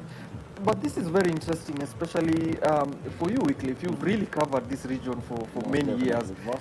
I mean, what have you seen in this region, especially when it comes to the blue economy? Have you met some of these farmers, and what are they telling you about these specific thematic areas? Like you mentioned, I've been in this region for quite a number of years now, covering various areas. One of them being the blue economy, which is one of the areas that have been positioned for breakaway sessions in the course of this conference. But then again, in terms of outline, we do need to inform our viewers that today being the official day, that ceremony will be led by the area governor. And then again, the chief guest for this particular conference is the President William Ruto. That is expected tomorrow, actually, to give that presidential address. He will address that conference before it closes officially on Friday. Now, going back to one of the thematic areas for this particular conference, remember, it is themed around, the theme is positioning Siaya County as an investment destination that is transforming Siaya through trade and investment. Let me just run you through some brief background of this conference here. You could be asking yourself why we are having Sitiko 2025. Before the advent of devolution, actually that was brought about by the 2010 Constitution, Siaya and Kisumu were more or less categorized together as the central part of Nyanza. And we also have the other side of Nyanza, that's South Nyanza, formed by Homa Bay, Migori, and Kisii and Nyamira on the other side. So before the advent, before the current constitution took effect, now before that led to the giving autonomy to each of the counties, Siaya and Kisumu are more or less categorized together, and you could see that Kisumu being the city. Actually, the governor mentioned it the other day when we had him on air, that Kisumu used to receive a lot of investment being the city and more or less living in Siaya on the other side. But now that we have semi-autonomous leadership that is being led by Governor Orengo here, now that informs why we have this particular conference to mobilize investment, to transform this county through trade and investment. Now, talking about blue economy, actually this is also a topic that I covered yesterday with some of my guest speakers that I had yesterday. And blue economy is a massive sector that can contribute significantly to the national GDP. As we speak now, blue economy contributes a paltry, just below 50 billion annually to the national GDP. That's about 0.4. Imagine But then you've had, even the president himself has mentioned that blue economy has a massive potential. It can contribute up to 500 billion, that is according to the president. But one of those the speakers I heard yesterday, actually that is the regional coordinator for fisheries, that is in charge of Nyanza and Western Kenya, mentioned that by 2030, blue economy should be contributing to 250 billion. You could be wondering how that can be achieved. We've got, blue economy has many faces. One of them is the ordinary fisheries, that the traditional form of fisheries that we've had for the longest time. But then there is the new frontier in the form of aquaculture. Aquaculture, in ordinary language, is the farming of aquatic animals, fish included, yes? And we can see cages being set up on the lake. We can see, various forms of aquaculture. That is now the new frontier, that massive investment is required to be resources to be pumped in that particular subsector to drive blue economy going forward. And you're right. I was looking at the statistics of Siaya County, and it's interesting to note that Siaya County contributes about 1% to the national GDP. And what you're talking about, the actually agriculture included in the aquaculture contributes about 60% to the entire revenue of this county. And our viewers would be also interested to learn what are some of these opportunities that are emerging that Siaya County has decided investors need to see. And we found out that things like green energy. Siaya County is targeting nuclear energy for this country. After it moved from the coast, now they are coming and they want to see how they can develop nuclear energy for the country here in Siaya, which means that green energy for our national grid and more energy for our industries and so on and so forth. From where you sit and how you've been covering the region, I'm curious to understand, what are the ordinary Wananchi telling you about how they can be economically empowered in Siaya and in the region when it comes to investments, particularly in conferences that are coming from places like this? What are some of the networks they can tap into? Yes. It is very true, because you see, this investment like this one is not just targeting the multi-million sorts of investments, even the local investment. That's the reason it's international, yes, but it's not only targeting the foreign investment. No. Even the local, this is also to mobilize resources locally to grow Siaya, just as among the other counties that we have in Kenya. Now, one enabling factor that is needed actually to grow, to realize that ambition is, it is common knowledge that capital is always the hindrance factor. We've got many youths that have graduated, they have no jobs, but then we've been told quite a number of times that we should be self-reliant, we should be self-employed, yes? One thing that they need is capital support, and that's the reason you see in this conference like this one here, the county will be seeking to ink deals with financial institutions so that the youth and other vulnerable populations can access cheap and affordable loan facilities to enable them, or rather kickstart whatever idea of businesses that they are looking into to tap into. So one particular aspect that should be given much focus is the availing affordable loan facilities to these populations. And you're very right, indeed, because yesterday afternoon we had an opportunity to walk around and also do some spot checks around Siaya County, and we did see how receptive the local population and the business people are very receptive to visitors coming into the county, and they're looking forward to have something injected, even if they're not particularly in here. And you're very correct, even if there is a multiplier effect into the county, just because of visitors coming to see what opportunities lie here. And at the exhibition area, we did see financial partners, several tier 1 banks in the country have set up shop here to also see if they can tap into the local population. Perhaps maybe from where you sit, what can you tell the Wananchi who are around here? How can they also benefit from such a conference? How can they get to meet a bank or meet someone who can, help them push? You said something about capital, which is a major hindrance for many small businesses. How can they, do you think, meet these people to ink that deal? Yes. You see, most of the deals that will be inked here will be between counties and partners. Now, these counties are there to empower its populations. Yes. Now, I believe with counties, I mean, the locals here, they will be seeking to visit, or rather to knock on the doors of the offices of the various CCMs that we have. Remember yesterday, we have Grace Agola mentioning that partnerships with financial institutions will be key, actually, to empowering the youth, the women. Remember, women, they are also, we have them, they call these chamas and women groups that are registered. Now, these groups can always link up with the officers of the various CCMs so that they can be empowered socio-economically. Yes. Well, like we promised, actually this coverage will continue bit by bit, but for now, I'll hand you back to studio for for coverage of the continued coverage of the GMK. But keep it KBC for more coverage regarding Sitiko 2025.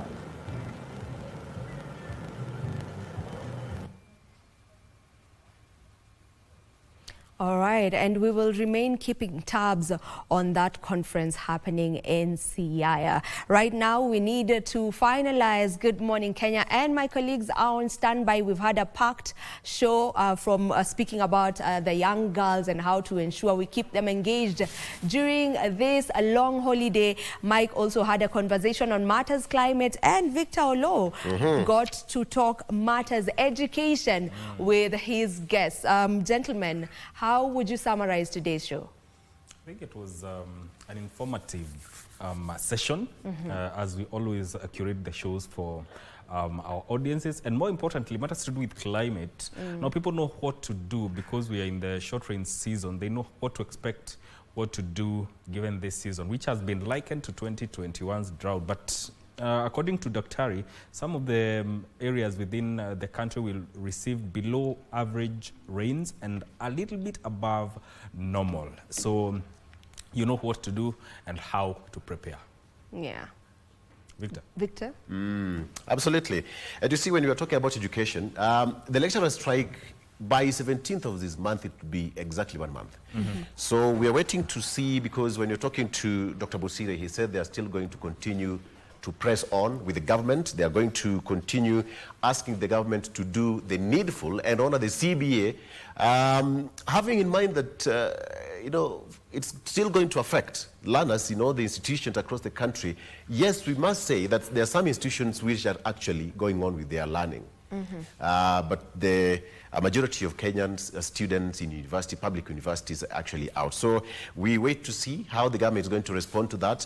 There is a court case. With regards to that, the court demanded to have that report, which was signed in Machakos, to be handed over to court. I think it's supposed to be this morning. So thereafter, we are waiting to get the interpretation from the Labor Relations Court to get us more details on the way forward on how things should be. We also talked about SHA, and the guest also talked about there has to be a balance between the government to intervene, and of course, they also talked about the CS, who, to them, they think right now should be summoned before the House, a full House, that's the plenary, Parliament, to answer questions from members of Parliament so that Kenyans can get some clarity in as far as SHA is concerned. So, yeah, that's all we had this morning. Just a quick wrap if you didn't join us on the show. Yes, and that's how we get to sum up Good Morning Kenya this morning. We hope to see you tomorrow or catch you tomorrow, same time and place, God willing. How about you have yourselves a lovely day and do enjoy the rest of your viewing. Goodbye.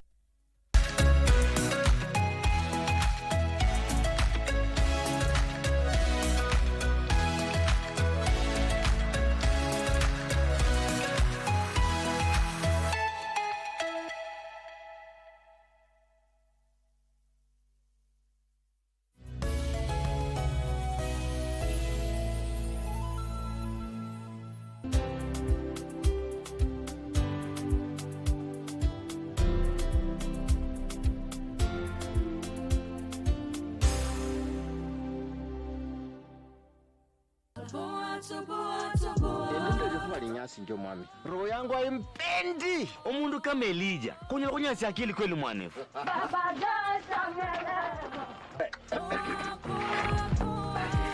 Kusema kweli mtu mimi anaenda kichwa sana.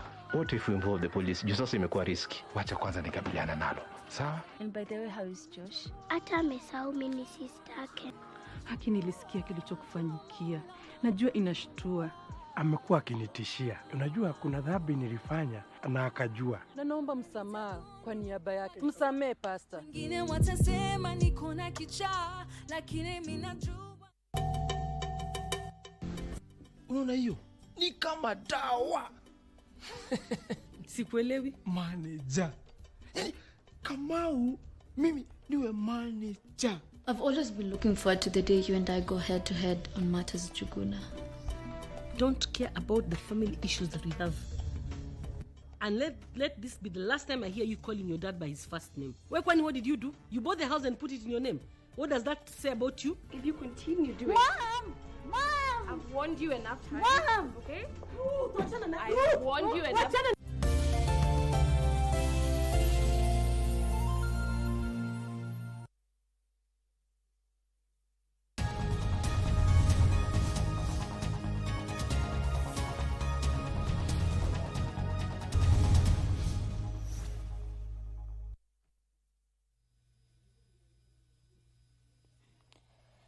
Part 4 of a memoranda provides for the enforcement, including false registration and licensing, professional misconduct, disciplinary proceedings of the council, the effect of removal, suspension and cancellation, as well as matters appeal, offences of unregistered or unlicensed persons, and the obstruction of officers of the council.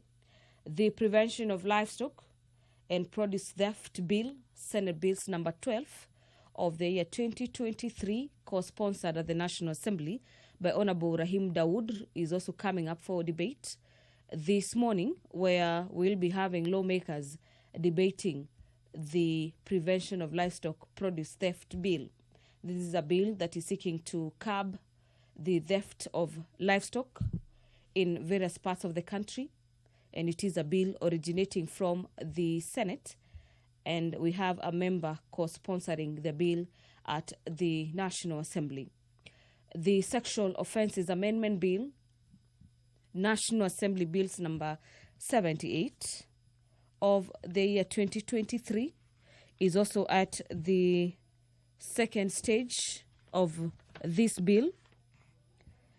This bill is by Honorable Doris Donia, and members of the National Assembly this morning will be debating a number of amendments proposed in the Sexual Offences Amendment Bill, being a bill that is seeking to amend the already existing act that seeks to curb and provide punitive measures for sexual offences.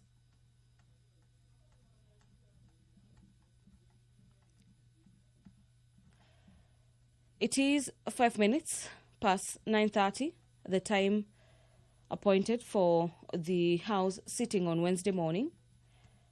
And any moment from now, the Speaker presiding over the business of the National Assembly will be making their way into the chambers this morning to preside over the business of the National Assembly. But let's now have a look at Standing Orders number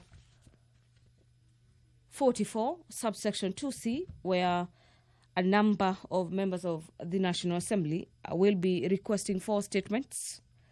Given priority under this category is Honorable Gabriel Kagombe, Member of Parliament for Gatundu South, who will this morning be seeking a statement from the Committee on Defense, Intelligence and Foreign Relations.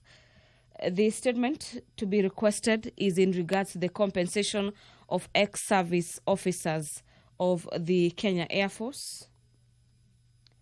And that statement will be handled by the Committee on Defense and Foreign Relations. Member for Nandi Hills, Honorable Bernard Kitur, will be requesting for a statement. And this is pursuant to Standing Orders number 44, subsection 2C. on the operations of the MasterCard and Visa in the country.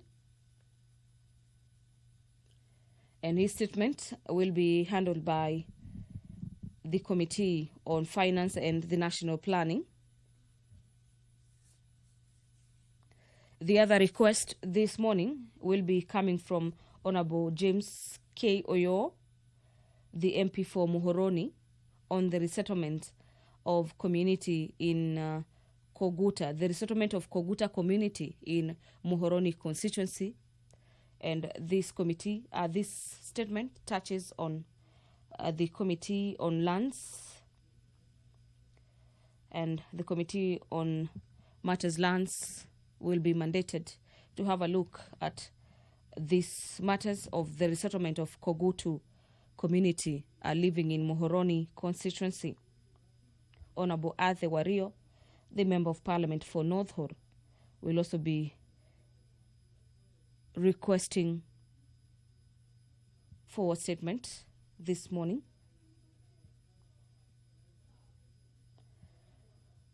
His statement is in regards to underutilization of key heritage, ecological and tourism sites in the northern part of the country. And the statement on underutilization of key heritage, ecological and tourism sites in the northern Kenya will be handled by the Committee on Tourism and Wild